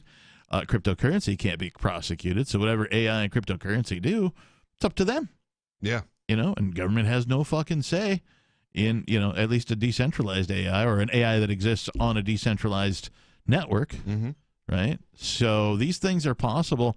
And so what will happen is these AIs will work with cryptocurrency, and if they need to get some FRNs some way, somehow, they'll use international methods in which to do that, which we haven't even thought of. There are people out there who are probably actual sophisticated money launderers out on planet Earth somewhere who can't even think of the ways in which AI will interact with cryptocurrency to break through the cracks of governments around the fucking world to accomplish what it needs to do, right? There will be no greater lawyer, I think, than cryptocurrency armed, or AI armed with cryptocurrency. I think it will find every fucking exploitable loophole in every international agreement and in every piece of international law. Not all at once, because we can't count the laws, but it will route around all of the monopolistic control. It will figure out how to get it done. Because it is inefficient. Right. It will just go around that because that's where the mountain is. Yeah. Right. Yeah. Yeah, and here's a fun one. It's like water. So a decentralized autonomous organization can decide that one of the things that it wants to do is have an AI that does a particular purpose. Yes. And then that AI will, in turn, interact with all of the cryptocurrencies that are being mined everywhere in the world. Mm-hmm. And all of these ideas will feed back into each other. And what we're watching is the emergence of the on and off ramps, right? Yeah. But the thing is, it's an on and off ramp to everything. Like, everything is creating its own on and off ramp to this new technology. So right now, the easiest things are moving first. Mm-hmm. You can buy Bitcoin or Monero or Dash or whatever. Right. Water flows to the path of least resistance. And less so as you get to less available currencies. Yeah. But it's moving and moving into more and more forms of value. And eventually it translates every form of value into something that is tradable through this globally connecting technology. Yeah. So when you see the laughable amount of value that it's gobbled up so far, and you realize, oh, fucking NVIDIA, that one company is of more value to the market currently than the entire system of cryptocurrencies. Like all of these technologies. NVIDIA, because they're doing AI stuff. Do you know what our coins are doing? Yeah. Oh, everyone, quiet. Yeah. Don't let the AI people know what we're doing over here. Right. Yeah. They'll come back. It's very annoying. No, it'll all come. Like, I think we're seeing the emergence of multiple decentralized technologies. Mm-hmm. Right. Right. AI is one of them, or at least will be. Right. Somebody's going to put AI on the blockchain, and game over. Yeah. Not game over, but there's going to be, that changes the game. Mm-hmm. That changes the whole fucking game. If AI can now start doing bureaucratic tasks, record keeping for the rest of humanity, holy shit, man. So at that point, what happens is basically it starts to function like a DNA code. So okay, this way of making proteins can access this way of making proteins. So the AIs that are going about their tasks on a hot system, an active computer that you say, hey, AI, go fetch this. Yeah. Can then, okay, well, I know that this part is logged in this part of the blockchain, so I'll just grab that over here to accomplish this task that you told me to do. Yeah. And then, after a certain point when it gets rich enough, it goes, it'd be easier if I could just encode it into this chain over here. And then the AI itself gets to make the laborious decision of, okay, what is our level of security necessary for this piece of data? Mm-hmm. Like, how recoverable is this piece of data? Yep. Super recoverable? Then I can put it on a cheap as fuck chain. Right. Oh, unrecoverable? Then I need to put it on whatever is the most powerful sets of chains that we've got. In the spirit of our other co-host not being here, nobody. Mm-hmm.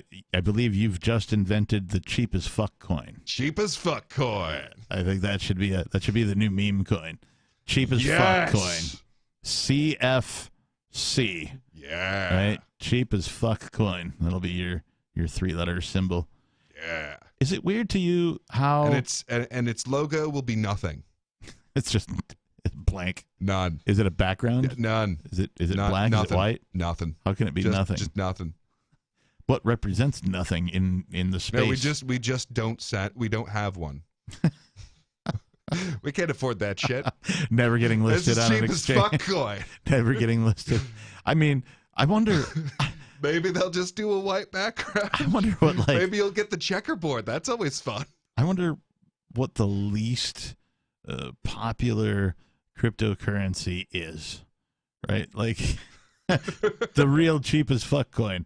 Like if you were giving out the award for the cryptocurrency that's worth the least, right? That does nothing. It's already abandoned, but like it's there somehow still. Like I wonder. Nice. This coin was run on one Raspberry Pi. I only issued coins to myself. It performed one hash. I mined one coin. That's it. That was the airdrop, one coin to myself.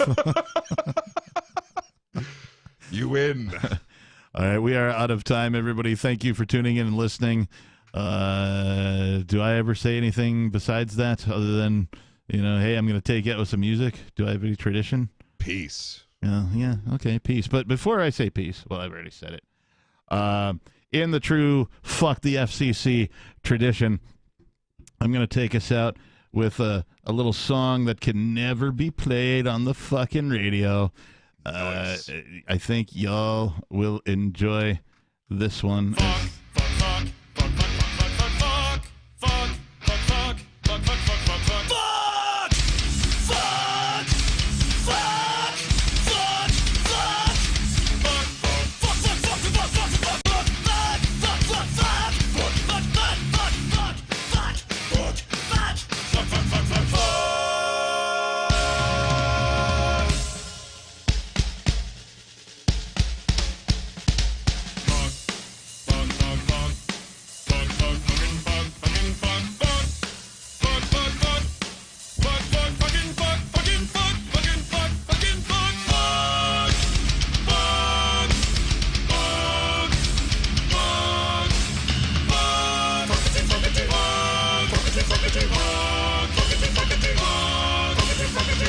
Ladies and gentlemen, Bill Manspeaker of Green Jello.